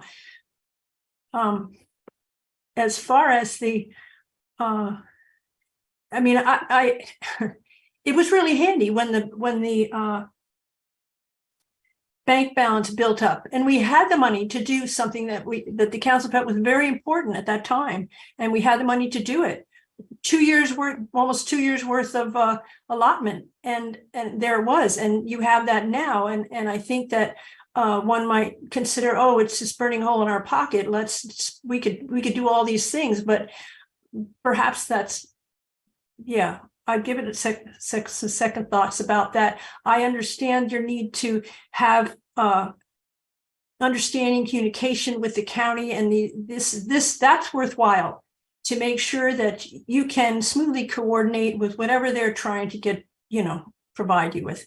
But as far as spending money on paying yourselves or hiring people to do things, I've created the website twice and cared for it, admin or whatever, since 2012, and I'm fine. I'm pretty healthy still, and I'm fine, willing to do that.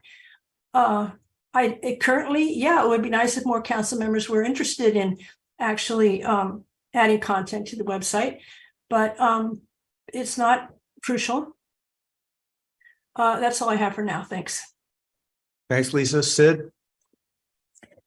Yes, I think somebody brought up having emergency gear and walkie-talkies before, and it was clearly noted that that's what CERT does.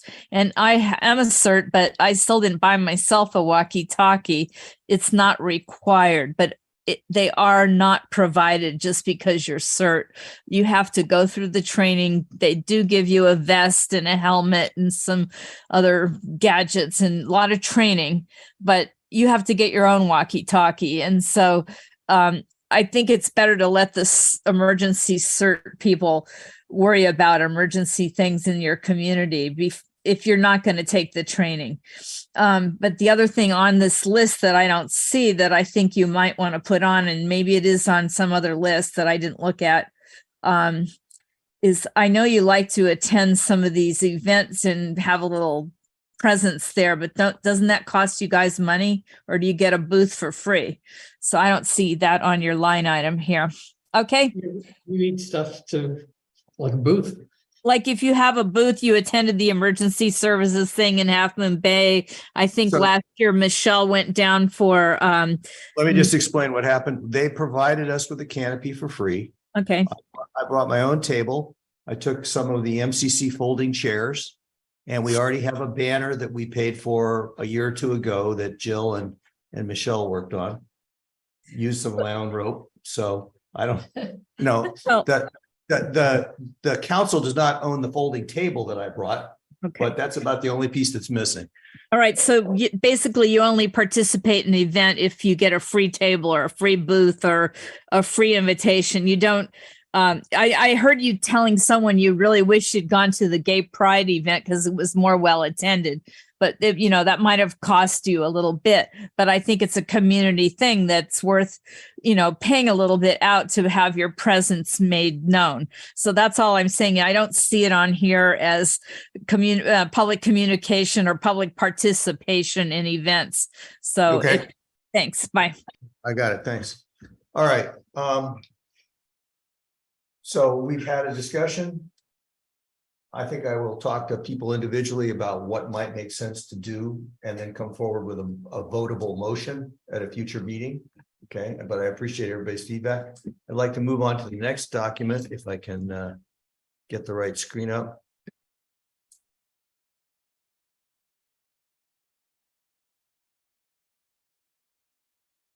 I took Kimberly's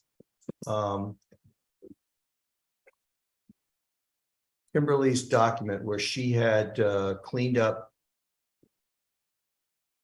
some notes from the retreat.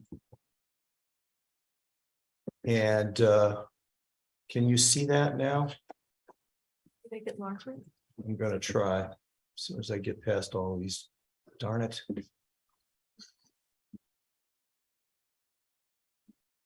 Is that large enough? That's better. Thank you. Okay, and to Dan's point, these are just my thoughts. That's why we're having this discussion. This is not anything binding.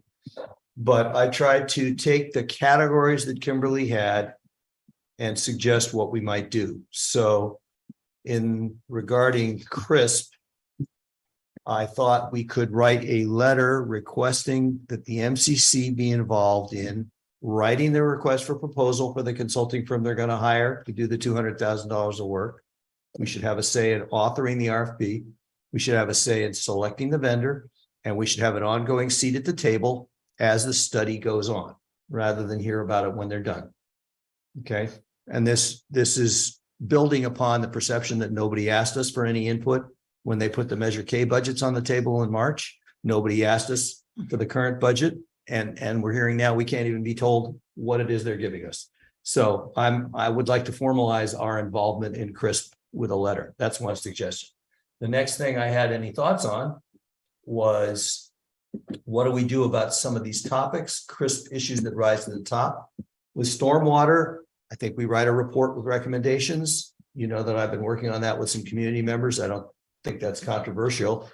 Emergency access, evacuation, and response. We haven't yet, to my knowledge, written a letter requesting that the evacuation routes be secured. I know Dave Cosgrave has done some research on this. I could tell you what I've done in the past. Dan and I have raised this issue at the county level years ago. But I think we should put them on notice that we are not safe here, and we want these evacuation routes secured, and we want to know what the plan is to do it. It will involve removing, for example, eucalyptus that are tall enough to fall over the road and block first responders or evacuees. Okay, and that might be controversial. On telecommunications, we've already written a report. I think the next act. This was not posted on the website. Yes, it is. It is? Yeah. It's What's the title? I'd have to stop sharing to show you, but MCC priority areas. MCC priority areas, that's what it's called. Okay. You click on that. Oh, I found it. Thank you. Sorry. So we have a lot of evidence that we have problems with telecommunications. I now have letters of endorsement from Half Moon Bay, the Carrillo School District, SAM, and MWSD. I think we write a letter to the county summarizing what we've learned, the support we've gotten, and say, please fund a feasibility study.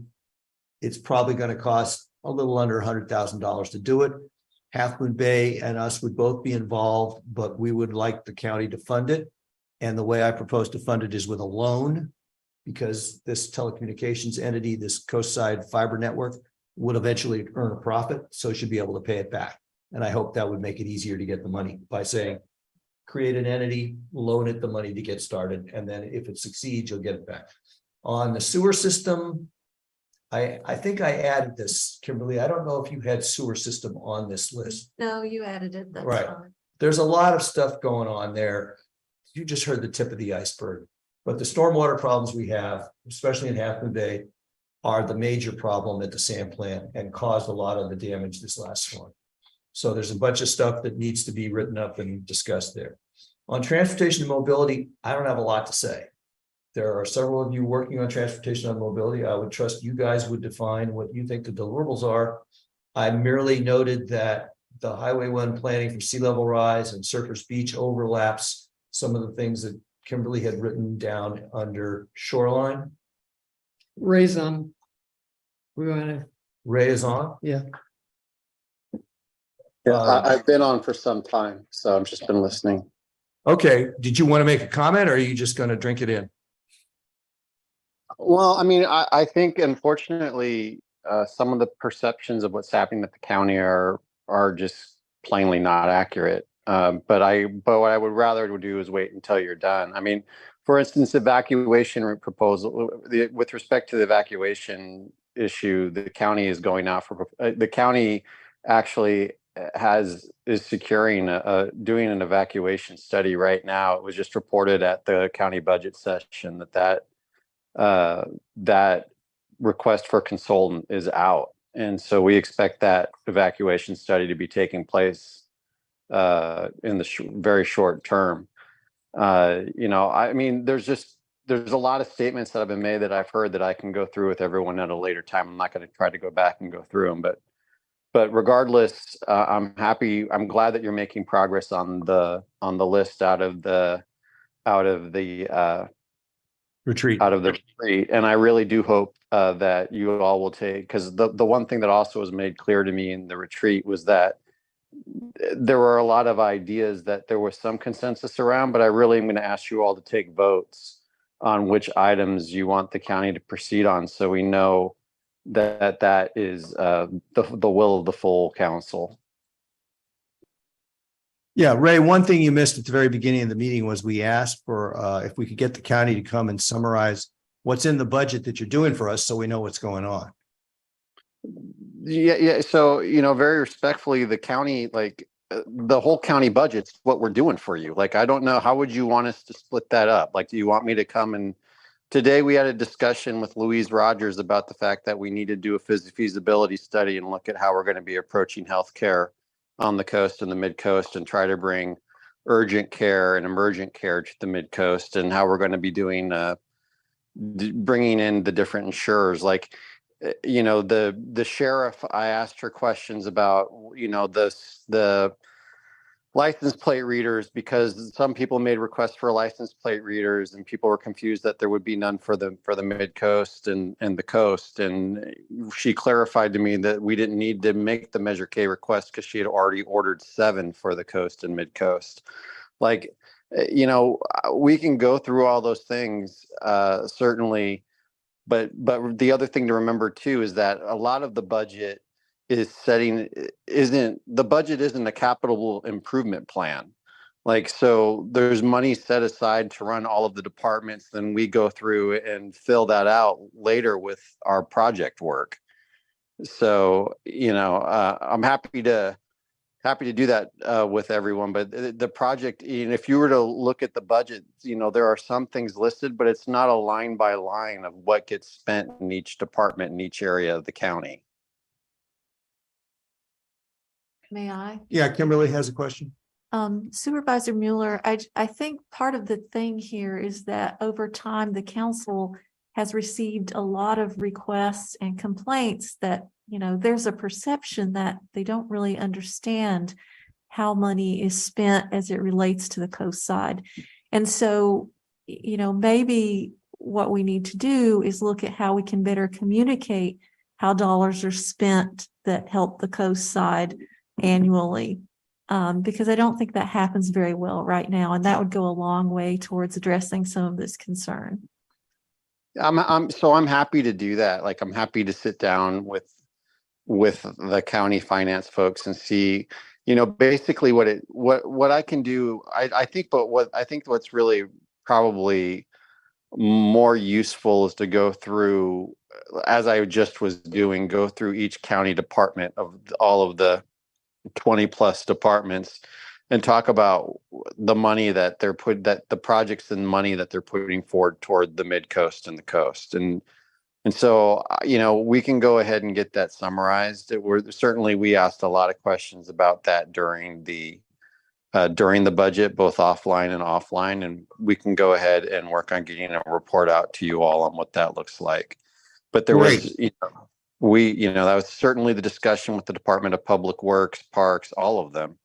And we'll go ahead and get that put together for you. But I won't have that for you at your next meeting. That's going to take some time as we go through and sit down with each of the departments. Thanks, Ray. No problem. Ray, I think one thing that, like, the big picture would be, do the different projects get within like a parks budget? Just for example, do they decide, okay, we're going to spend all this money down on Tenitas Creek Beach and Flood Park and, not give a lot to the other districts this time around. And then 2 more years go by and they come up with a new budget and they're going to fund something for South City. Because my impression is there probably was a supervisor or a city council member that got that to happen. In this case, Dave Canepa had the last parks meeting was supposed to be a Zoom meeting and they didn't have it. They went up to some like San Bruno Mountain instead. And I guess he bent their ear and got the money for that project up there. But Sid, he didn't get the money for San Bruno Mountain Oh, yet. okay. It sounded like he was. And Sid, you're out of order here anyway, because Sorry. we were going through this document. I was Okay. inviting council to contribute. I'm Right. down in transportation and mobility, and I'm Thanks. looking for people who have suggestions, and it doesn't always have to happen at this meeting, for suggestions on what we're going to do on transportation and mobility. Okay, what are we going to study? What are we going to write? A lot of this stuff is being run by others like Caltrans and DPW, and maybe we just react to it. But maybe there's something in here that you think we need to be doing something proactive for. Not hearing any idea. Oh, really? I think we can fill that in, as we go. Lynn went through all of these things and we've agreed to take on different pieces. So I think that remains to be filled in, but I know of some specific things that can go there. Okay, good. So we can fill it in later. On wildfire, the one thing that occurred to me was we had this study done by RCD, was it 1 or 2 years ago? And we got a prioritized list of wildfire mitigation zones around El Granada, but it was only El Granada, didn't include Quarry Park. The assessment didn't include costs and it didn't show damage to structures. So I just wondered, well, what's going to happen next? We also had a county wildfire coordinator retained on a $200,000 grant. And the fellow was here for like 3 months and then I don't know what happened to him. And so there was perceived to be a void in having somebody coordinate the county. I thought it made a good idea. Maybe something's gone on that we don't know about, but that fellow disappeared without giving us any idea what the wildfire management and prioritization process was. And I'm not aware of any follow-up on the RCD study, although I know Parks has certainly done a good job, and trying to thin things out in Quarry Park. But the high priority areas in the study I'm talking about were not in Quarry Park. And I don't know what's being done on that. I think it's called Deer Creek and the other stuff. So I thought we should ask what's being done. Right. That's one thing that occurred to me. And I would like to understand what the wildfire management prioritization process is and how they're assessing the level of risk and what they plan to do about it. Yeah, I think they could have given us a better presentation on the results of that, because I have a lot of questions and it's not clear. There's a lot of about taking the focus off of Quarry Park and putting it only on Deer Creek. So can I just share that what we're doing right now at the county is we actually are building the GIS that will show not only Quarry Park and Deer Creek, but every active fire mitigation project that's taking place countywide, so people can see where the projects are and at what level they're ongoing. So, and I think that will go ahead and communicate better to you all where there are mitigation projects and where there aren't. Okay, good. I'm just scrolling down this about work emergency preparedness. No,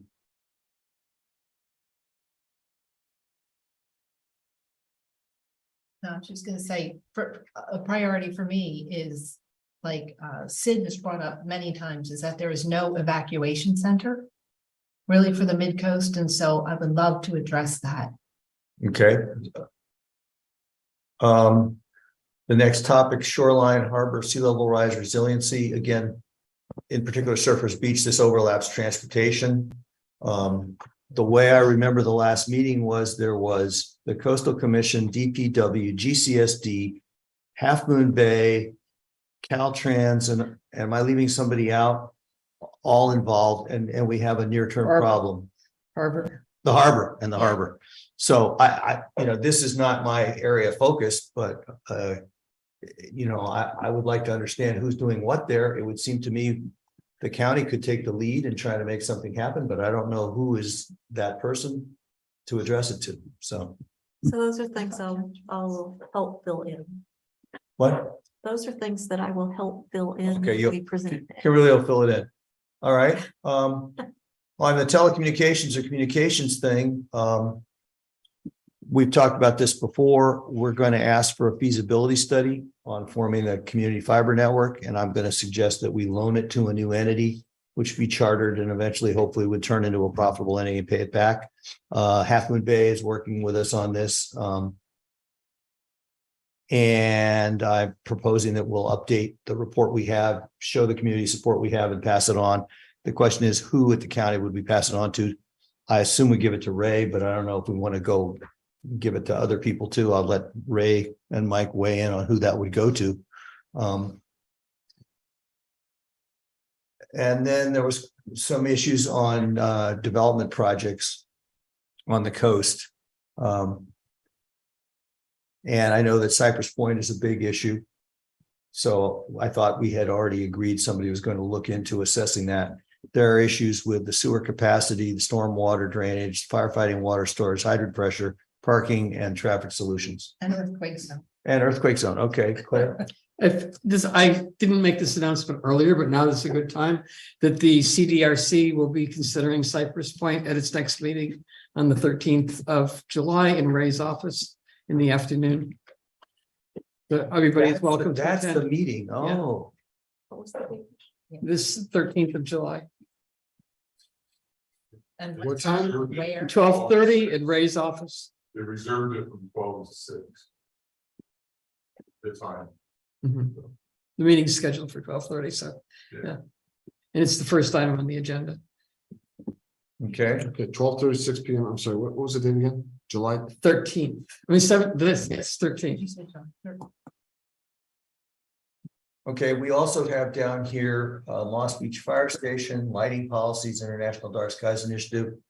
People want to propose what the deliverables are for that and who's going to do them. I mean, you don't have to do it this minute, but I know Dan is interested in some of this. Ann's interested in the fire station. What's the next stage of follow-up that we want? I don't know.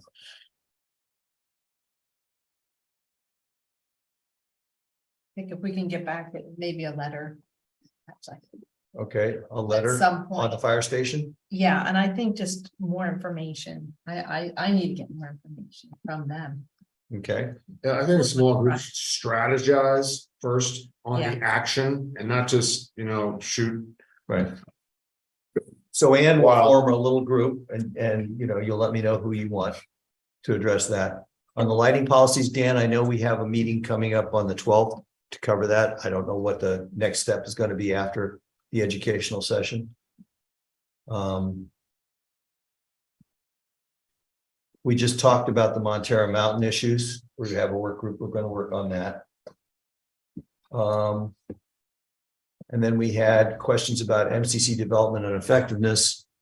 I put in my idea there, which you've already heard me say, about we get some help doing routine administrative stuff because we're spending too much time doing stuff that normal council members don't have to do that have staffs. And it's burning a lot of our time. We could be actually, thinking and researching.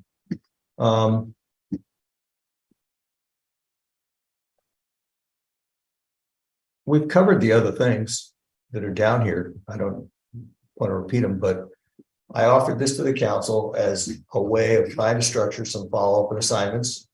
But it's going to be up to everybody who's focused on a particular area to suggest what their own approach is going to be. Okay, now I want to entertain public comment before I go to the council. We had several people here who wanted to be recognized, and I don't see. I got a text from Chris Rogers, but I think he's probably gone. So I'll start with Jane Praysilver.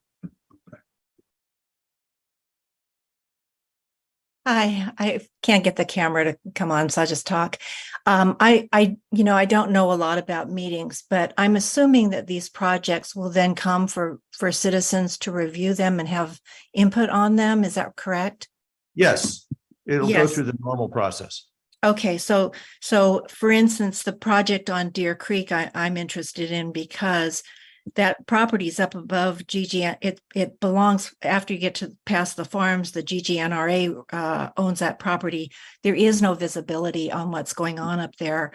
And I wrote a letter to the Coastal Commission because if too many trees come down there, there's some research done by First Street, and they showed that there's significant flooding if too many trees are removed. And so I think on that particular project, looking at climate change, wildfire, and flooding as a group would be really helpful, because when we did the wildfire study, when RCD did it, really they weren't looking at flooding because the drought had hit so hard. It was beyond our imagination that we'd have flooding.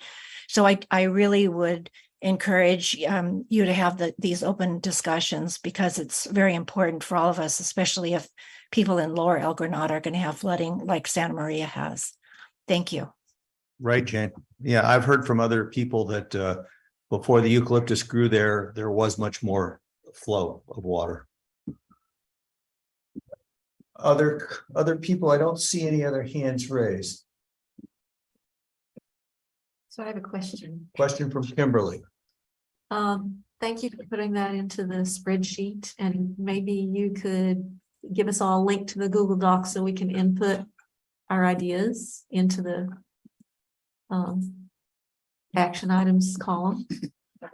And then there was the page with items that I think it was Burnett Silvera suggested that we integrate into the spreadsheet, and I believe you and I were supposed to get together and discuss that. Yeah. Did you integrate those into this list? I'm not sure what the question is. I put everything that you had in your document into this. It's actually not a spreadsheet. It's a Word document table. But now that it's a Word document table, I believe I can get it into a spreadsheet. Well, it's fine. So however, whatever format you want to use. Burnett's got something to say that's probably relevant to this. Burnett? I think you're talking about those non-prioritized items at the end that you didn't discuss, Greg. You stopped before you got into them. Yeah, and you want me to bring that up? I believe that's what Kimberly is talking about. So we were going to, he suggested that we integrate those into the broader priority list. Right. Under each topic. Yeah, I didn't go into them because there was a lot of overlap. Okay. But yeah, sure. Kimberly, I can sit down with you, and who was the third person who's going to work with us? Was it?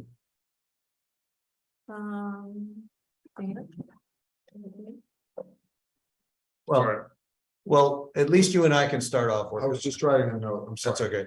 What, Sorry.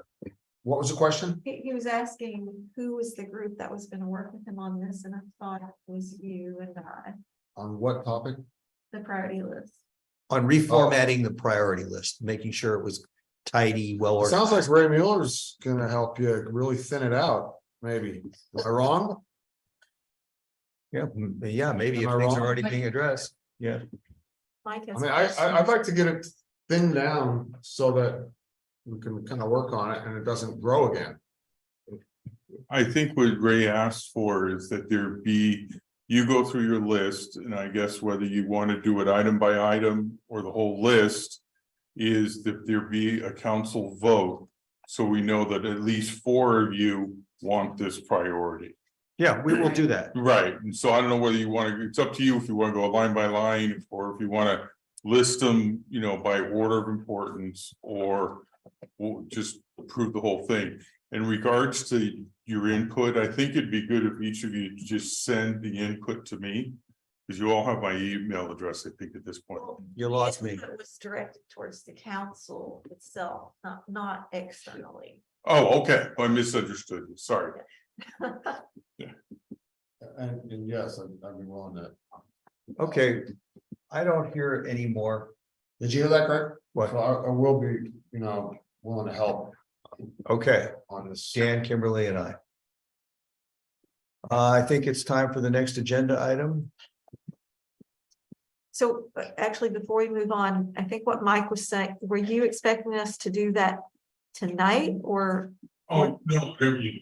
Okay, got it. Yeah. I think it's going to be issue by issue as they come up, are discussed in the council, in front of the community, and voted on. Yeah, that's fine, whatever method you want to use, is fine. Okay. But you're starting. I'm sorry to interject, but what we can do is we can go ahead and if, give us the list the way it looks now, and we can go ahead and check and see what projects are already in process so that you're not voting for something that's already being done. That's great. Okay, So- we'll do that. Okay, sounds wonderful. Thank you. Maybe if we're lucky, would you have time Thursday, Kimberly, to clean this thing up? I'll defer to Dan's time. I'll be available on a weekend, but Oh, it's just that Ray's gonna be in town on Friday. I was hoping to give him a draft. Well, it's gonna be in town Friday.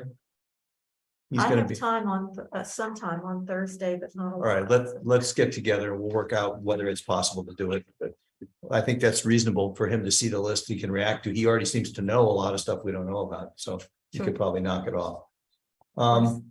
Council activity, correspondence and meetings attended. Who wants to start? Go around the table from Dan. Pass. Scott, You saw my presentation We last did. weekend. Kimberly, I attended two meetings. I attended the Half Moon Bay City Council meeting, which I think Harvey has already covered. And then I attended the Pacifica City Council meeting, and I'm not sure that there's relevant stuff to report there, except that they had a special meeting yesterday regarding their Beach Boulevard project for community input on next steps. On what project? The Beach Boulevard Oh, okay. project. That's the one that goes up into the hill. no, So it's going to that's- be the Sharp Park. That's Sharp Park where Breakwater. the pier Oh, is. okay. Yeah. And actually, maybe there was one other thing that was relevant. You can go on and I can. come We'll back. go back to Claire. Pass. Pass, and So I did go to the Board of Supervisors meetings for the last 3 days, and it was a lot to take in, so there's a lot of information, but one of the things that I found very interesting that I was unaware of was the assessment of ADUs, that they get assessed at market rate, not the build cost. So that was something that was really proposed, especially here on the coast, as an option for affordable housing. And so that may make it harder for lower rents. For example, I think there was someone who spent, I think it was approximately $270,000 to build their ADU, yet they were assessed in excess, I think, of 400,000, or it may even been close to 500,000. So for tax purposes. So that can make a big difference in what someone can rent the unit for. So I just found that very interesting. And then also, Mr. Callaghy did make it a priority for earthquake preparedness. And so I do know that the county is kind of, when we talk about evacuation, I am certain that they will be working hand in hand with us. So I think whatever information we can give them and the needs that we have, I think that would be very important. And then I'm not sure if I had anything else. I think that was mainly it. Gus, Yeah, so Len and we had a meeting with GCSD today about, getting this conversation going on coordinating. Just getting the communication going between all the people doing transportation related projects in the Surfers Beach area. There's a sort of series of conversations that are ongoing. I think get everybody together on that. We had that question that someone asked about underpasses. And I have an answer for that. Reached out to Samtrans and I have an answer on that. I can just send it as an email. I'm going to put it on Civic Bell's. Samtrans? Yeah. Samtrans? The Transportation Authority. Yeah. So the Transportation Authority lives inside. TA. Yeah, the Okay. TA, yeah. Okay, yeah, they're in the Samtrans, Yes. they meet in the Samtrans Yes. building, but it's not Samtrans, it's No. Transportation the Authority. staff is. Right, Transportation is- Authority. so what were you going to So tell what us? did they say? What they said was, the Connect Coast side recommends at-grade crossings rather than over and underpass crossings for a number of reasons. Number one, they can be visually intrusive and poorly utilized when a more at-grade crossing is possible. Number two, they must meet ADA requirements, often requiring extensive ramping, creating longer crossing distances and steeper slopes for people walking. They are also much more costly to provide. Research has shown that pedestrians may not use them if they can cross the street in a shorter amount of time at grade. Underpasses are often perceived as unsafe, can flood, and require ongoing maintenance since lighting and cleaning. The Federal Highway Administration recommends that these be implemented as a measure of last resort, and it's usually more appropriate to use traffic calming measures, pedestrian activated signals, so forth. They did say that there evidently used to be a above grade crossing of Highway 1 in Moss Beach near the northern terminus of Carlos Street, and the project team will evaluate whether this is a viable project to include in the Connect the Coast Side plan. That's So their answer. they're completely leaving out the benefits. And they're also, there's the. Yeah, these underpasses have been working in other cities. Boulder, Colorado has 85 underpasses, and they are functioning. That's the same response that we got from Connect the Coast Side, essentially. Well, it's not on the agenda. I just wanted to hear what you did. Yeah. Okay, so I mean, the whole idea of debating what the right crossing mechanism is could be agendized later. I wanted to just follow up on the SAM thing. Obviously, I've been involved in the issue of Montero Mountain, a little bit involved in the glycophosphate Roundup stuff. But the SAM thing is worth mentioning. We discussed Half Moon Bay is under fiscal stress. And there's this lawsuit from 2017 where they haven't wanted to pay for an integral part of the SAM system. Okay. They lost the lawsuit, but they still don't want to pay for it. The complication is they don't want to fund work that is required by a consent decree that all parties at SAM, including the two mayors, current and past, of Half Moon Bay signed. Consent decree says they will do the work and we'll get it done by 2024. And that is to avoid a whole bunch of other fines and penalties from losing the lawsuit. So now Half Moon Bay is not agreeing to fund part of the work. So I heard Harvey report that they were. They're funding. What are they funding? They're funding a boiler. They're funding something else, and they're funding the design study, but not the $10 million cost of the construction. There was about $3.5 million a year put into the original draft of the budget. Half Moon Bay didn't want to do that, so they cut it back to 2 point something, and now Half Moon Bay doesn't want to do anything repairing it. So the reason I bring this up is that SAM is at risk, even though they now will get the funds to continue their operation and do a little bit of design work and some other unrelated repairs. But they're at risk by not doing the work that's in this federal lawsuit because Half Moon Bay won't fund it. And I don't know when the settlement on the lawsuit is going to be decided. It's supposed to be sometime this year, but I don't know what kind of trouble they're going to get into when Environmental Ecological Rights Foundation finds out that SAM is violating the consent decree. So Clarify, there are two separate lawsuits. there are two separate lawsuits. One, Ecological Rights Foundation sued because of breakage and spills in 2017 up in the IPS that derived from not doing maintenance because Half Moon Bay didn't want to fund the maintenance. Separately, Half Moon Bay sued to not have to pay its share of the work done on that integral part of the system, even though it services 3 neighborhoods in Half Moon Bay. Okay, so I'm just saying there's tension there, and I don't know where it's going to go. On top of it, as you know, SAM is flooded the last 2 Decembers plus October 25th, 2021, come close to shutting the whole plant down. There's really serious work that needs to be done on that whole facility, including potentially relocating it. So it's just a sore point in the community. All right, that's it for me. Claire? The newsletter, where is that stand? Well, I know somebody that turned in 3 articles today. Today, so I will edit them. I'll edit everything probably super late Friday night. So and then what happens? We have to turn it to the county for No. Just to be granular, I've added 2 topics to the newsletter. One was on Ray getting the funding for CRISP, right? What was the other one that I added? We had stormwater, the telecommunications. Was it Montero Mountain? It was Montero Mountain. So I wrote up little articles on Montero Mountain. I don't want to left out of stormwater. I will do that tomorrow morning. I will turn that over to Gus. He will edit on Friday and he'll give it back to me. And then I'll have to try and figure out how we can publish it. And that I can get the translation done with a Google tool, right? I know how to use MailChimp. The only question is going to be formatting, because it really would look a lot better if it had like newspaper-like layout with columns that introduce topics and then you go to another page to finish reading, rather than this big, long stream of 7 or 8 articles.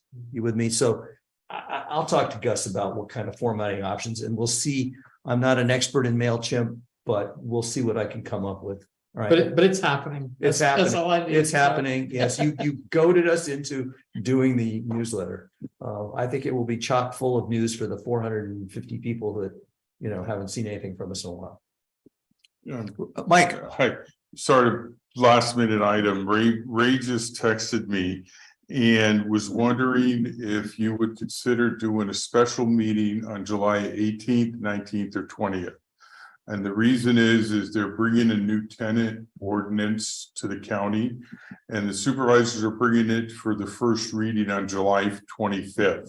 And they'd very much like to get the coast perspective on that 28-page ordinance. And we want to take the public comment through the Midcoast Council.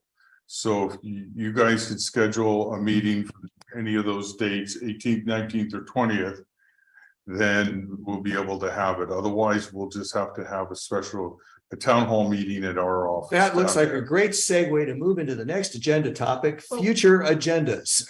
Oh, okay. So you'll be answering the question. Do you have a Kimberly? question? So just one thing for Gus, Yeah. you were gonna talk with the county attorney about the Brown Act questions that we had. Did you get to do that? Well, I don't The know. Transportation Brown Act thing? No, Brown Act conflicts, like. The more- Brown Act conflicts with subcommittees. No, I definitely didn't do that. Sorry. Okay. Well, that was, What was our specific question? you can see it in the minutes. Oh, it's in the minutes. All right. Yeah. And I can help you with that. Look, you just point me to it. All right, so future agendas. While we were in the Glenn and I car, both have our hands up. oh, I'm sorry, I can't see it. That was council activity and now we're moving on. It's Yeah, not- that not was public council. comment. That was council activity. I don't know why. Well, Why now do we're Glenn gonna, and I have our hands up? we're going into future agendas. What's your question on? I didn't have a question. I just want you to know that when I attended the Emergency Services Council, Ray, they did vote to give him his money, but they also said they put it out for an RFP for like 120 days from now or something. And that's Don Matei is leaving. So I don't know if he's going to do it or leave it for the next guy. Ray can probably fill you in on that. I think he came back on. Len Erickson had his hand up. Yes, I did. This was part of meetings held. I've been in contact with Caltrans about the damage at Surfers Beach and the Coastal Trail. They have received the geotech report, so there'll be more specific news coming forward about the repair there. Just wanted to add that. Okay, good. Yeah, we were waiting for that report. That's good to know, Len. Okay, so now to future agendas. Yeah, I was just gonna say, I guess we need to move up the Cypress Point since the meeting is the 13th. It's not I the think we originally definitive. were talking about. I'm sorry. Oh, I'm so sorry. I'm sorry. You're No, not my that's fault. My fault. Please, you could fill in. for me, that would be great. It's not like the end all and be all meeting. It's not like we have to get everything done before the CDRC does their stuff. They're totally separate from us. Okay. So we will have our own review of this project, you feel, at another time? Well, I was just wondering. Well, I don't know. It sounds like- Do it at the 12th. Sounds like site. Prepared in case there's a letter or anything that we would want to write, we could have it done at that time so that I could go and present it if you would like me to. Or whomever, I just thought that if we can get our ducks in a row, it will be better sooner rather than later, at least to go in and let them know. I agree. Especially when it comes to the Yes, because- earthquake situation and information that was not available. There are public comment opportunities at the CDRC, so that would be the time. Well, we can all go as individuals and make comments on the 13th. We could, maybe more powerful. Right now on the agenda for the 12th was harbor and shoreline issues and your dark skies thing. So are we going to have a harbor and shoreline issue presentation on that? I was planning to, but I Okay. would be willing to move it back further if you want. We also need to get the pesticide issue on an agenda as well. That's So- right. And then the tenant protection I had down here for 7/26, but Ray wants it moved up if we held a special meeting. Now, if I understood, Mike, tenant protection won't be available for us to review though by the 12th. I would assume. This is Ray. I can answer it, Mike. I can go ahead. So what's going to happen is on July 10th, the three of the supervisors are really going to see the ordinance for the first time in a study session at the Board of Supervisors. The comments taken from that study session then need to be incorporated into potentially a new draft. So trying to do it at your 7/12 meeting would probably not be effective.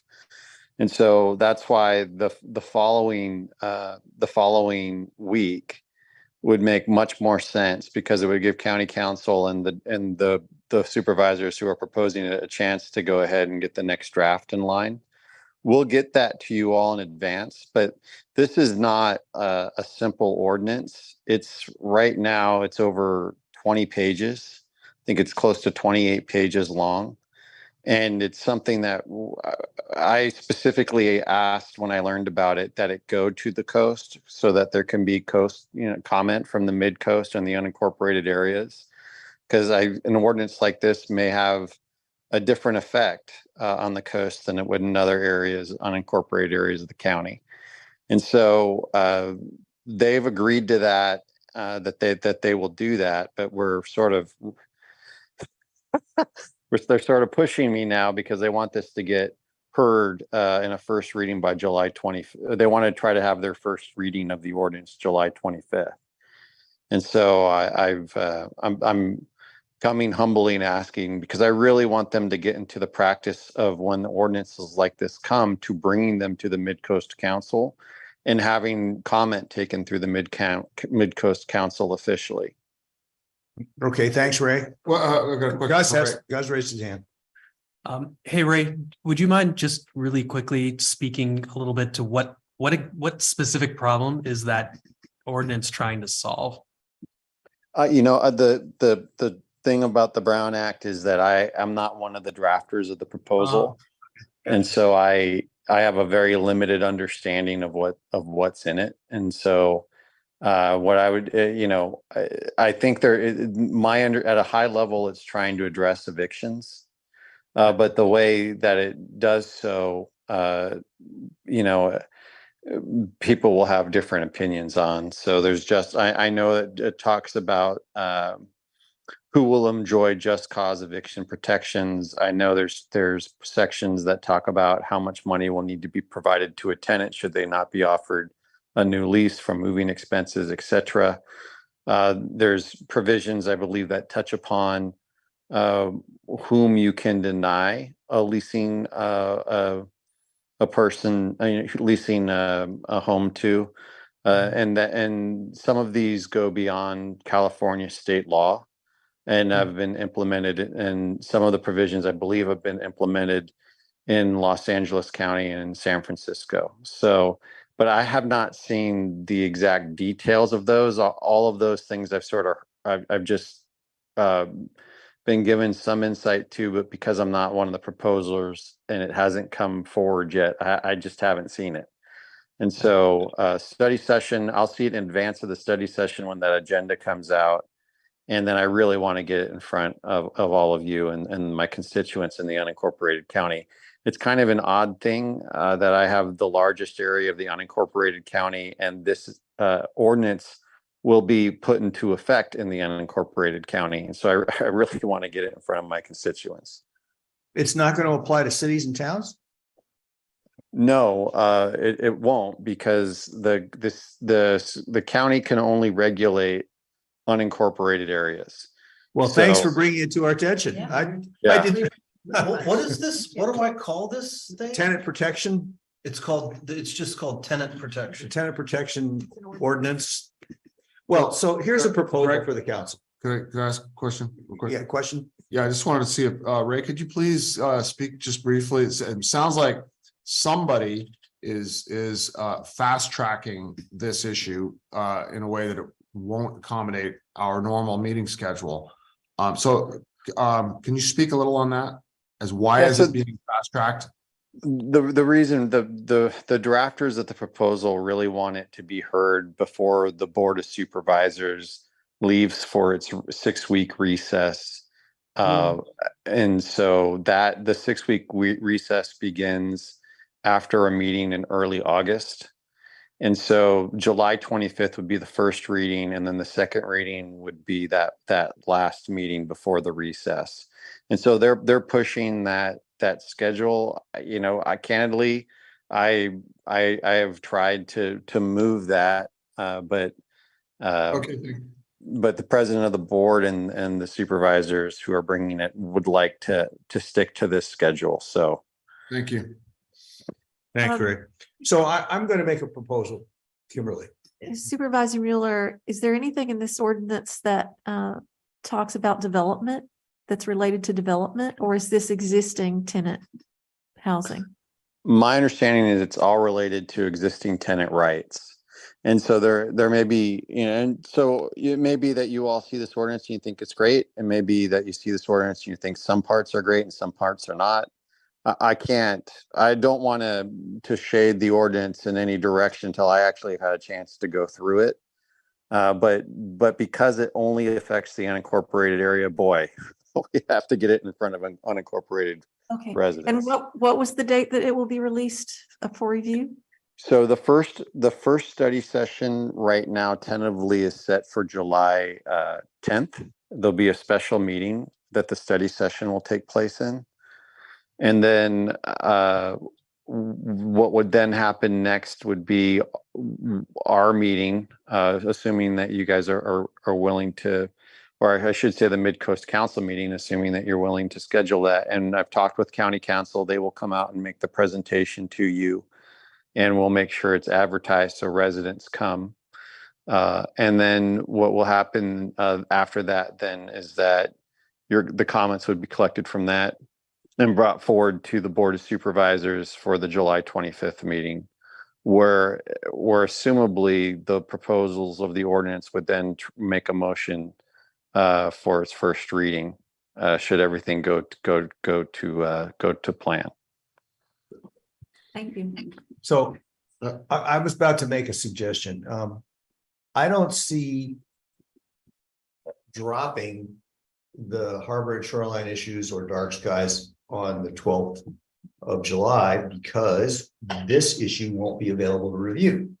And we can't delay it. So I think Ray is, asking for the right thing. I think we have to consider who can't make a special meeting on July 19th, which would be a Wednesday night. I can do it. Okay, so we can do it. We'll schedule. Hold on. When would we actually be able to get something to review it before this meeting? Yeah, he told us. And when would be, which date would be best? I don't. I wasn't clear on the date that we'll actually get So it's to where we can start reading. July 10th. July 10th? July 10th is the study session, and I'll commit to you that County Council will have you all a draft 3 days before the meeting. Okay. Okay. All right. So then the best date, I'm just bouncing around. What is the best date to have it? Well, that's a Wednesday. That's traditional. And so I say we do it. Now that means that we have openings on the 26th because we won't be covering tenant protection, which is what this draft of the future agenda said. We can do the whatever. We could the chemical thing. We could do the chemical thing, or we could do Cypress Point, because after we've attended the CDRC meeting, we now know what it is we're reacting to. Okay. Or we can do the Montero Mountain update. I don't know if we dare schedule 3, but we have those options. Okay, and we also have invited One Shoreline to give a presentation at one of those meetings, and I'm still waiting for them to tell me which date works best. Well, how about the next one? How about August? I thought that was the next meeting, was that they were coming to that. She's got something else, Harbor and Shoreline, I guess for the we 12th. do something else. I mean, ideally, the One Shoreline presentation would come before my thing, but Yeah, I sort of see that as foundational to everything else that we do, but What can we do? I think you're right. Well, I think if you could get Len Matterman to show up on the 12th, that would be fine, but I mean, it doesn't. I'll ask, but I'm guessing he's probably gonna be available on the 25th, but I don't know. The that- 26th, we have a space. It's just a question of Cypress Point, Montera Mountain, and the glycophosphate or Roundup spraying. We got 3 competing things. So Well, let me see if I can nail it down tomorrow or Friday and. I don't understand why that's a priority though over Montera Mountain, glycophosphate and Cypress Point. It's a foundation for dealing with shoreline issues. It's not more important than anything else. It's not a question of importance, urgency. Is there an urgency? I think it would be good to hear what they have to say so that we can start moving beyond that. I think so. Well, I'm just going to suggest August because the other things seem pretty hot, but we'll discuss it again when we meet on the 12th. And right now, the agenda for the 12th will be harbor and shoreline issues. Kimberly, you're going to lead that, I right? mean, it is dependent on when they're available, so maybe we can touch base on that tomorrow. Yeah, I mean, maybe Len would respond to an email from me. No, he's responded, he just hasn't nailed down a date that All he right. can put it into his calendar. Okay. So right now it's dark skies and harbor and shoreline issues on the 12th, a special meeting on the 19th for tenant protection, and we'll go from there. So the 19th is firm. 7. Yes, At 7. at 7. Oh, do you guys want to change the time? I think Gus, you have a problem getting here any earlier, so Yeah. 7 o'clock. Yeah, 7 o'clock. Sure. 7 o'clock July 7th, July 19th. at 7 p.m. And Ray's going to get us the stuff by the 16th. PCTV and the GCSD. The meeting date. Oh, I will coordinate with them. Is this going to take the entire time? Can we put something else on there as well? We could discuss that on the 12th. I was only going to make it a single topic special meeting, but if you want to put something else on it, that's an option. You want to turn it into a bigger meeting? It's up to you, Claire. What do you want? It's our time. I'd like to have that option. Okay, well, you do. You have that option. Ray says the thing. Yeah, thanks, Ray, for attending. Thanks for attending, Ray. All right, I think that's gonna wind up being a pretty meaty topic. Yeah. 27 pages. I would not, I'd be really conscious of adding anything. I'm going to suggest that we, There's gonna be a lot of people who are gonna attend. our meeting, Adjourn? Who are gonna wanna have. July 12th, 7:30 p.m. The dark skies, right? yeah, we committed that to you. Right, just want So, I'm entertaining motions to adjourn. wait. No. No, Kimberly won't let us leave. I'm writing adjourn No, right no. here. I've already started writing. We haven't settled when we will put the glyphosate concern on an agenda. That's correct. And I think Not. we owe the community a response to that. We're told that we're going to do it. We're going to do Do it. them on the 12th since you really don't know about the harbor. No, it's a different thing. Oh. Right now, it's not on a particular date. It could be the extra thing we add on the 19th. It I could, would be willing to swap for the 25th, 26th, if you want to do that and put it on that agenda. which you want glycophosphate on what date? The 12th. If we put it on the 12th. Okay, so now in order to have it on the 12th, I suppose I need to get Nick Calderon to have somebody attend and speak to what Parks is doing. And you might want to get Kellix Nelson as well. And Kellix Nelson. To, Well, she's very articulate about this for the RCD. well, I'm going to do half of it. I'll get Nick Calderon to give us somebody. Can you take care of Kellix since you seem to know? I can, You wanna we can reach out? have a meeting separate. I can give you an idea what they're gonna say. The RCD? Huh? I don't mind reaching Yes. out to Kellix. This has already come up before. I know what they're gonna say. Before- So if you think we don't want to invite them, then that's- I would suggest, could we, break it up into two, and have a very short discussion? I think I'd like to Not get a somebody. long one, Yeah. and squeeze it into, and then plan on bringing a deeper discussion the next It might meeting. be useful to get someone new who hasn't spoken to this issue before. Yes, that I would don't say know so. Than Nicholas. Well, so who's on the subcommittee dealing with glycophosphate?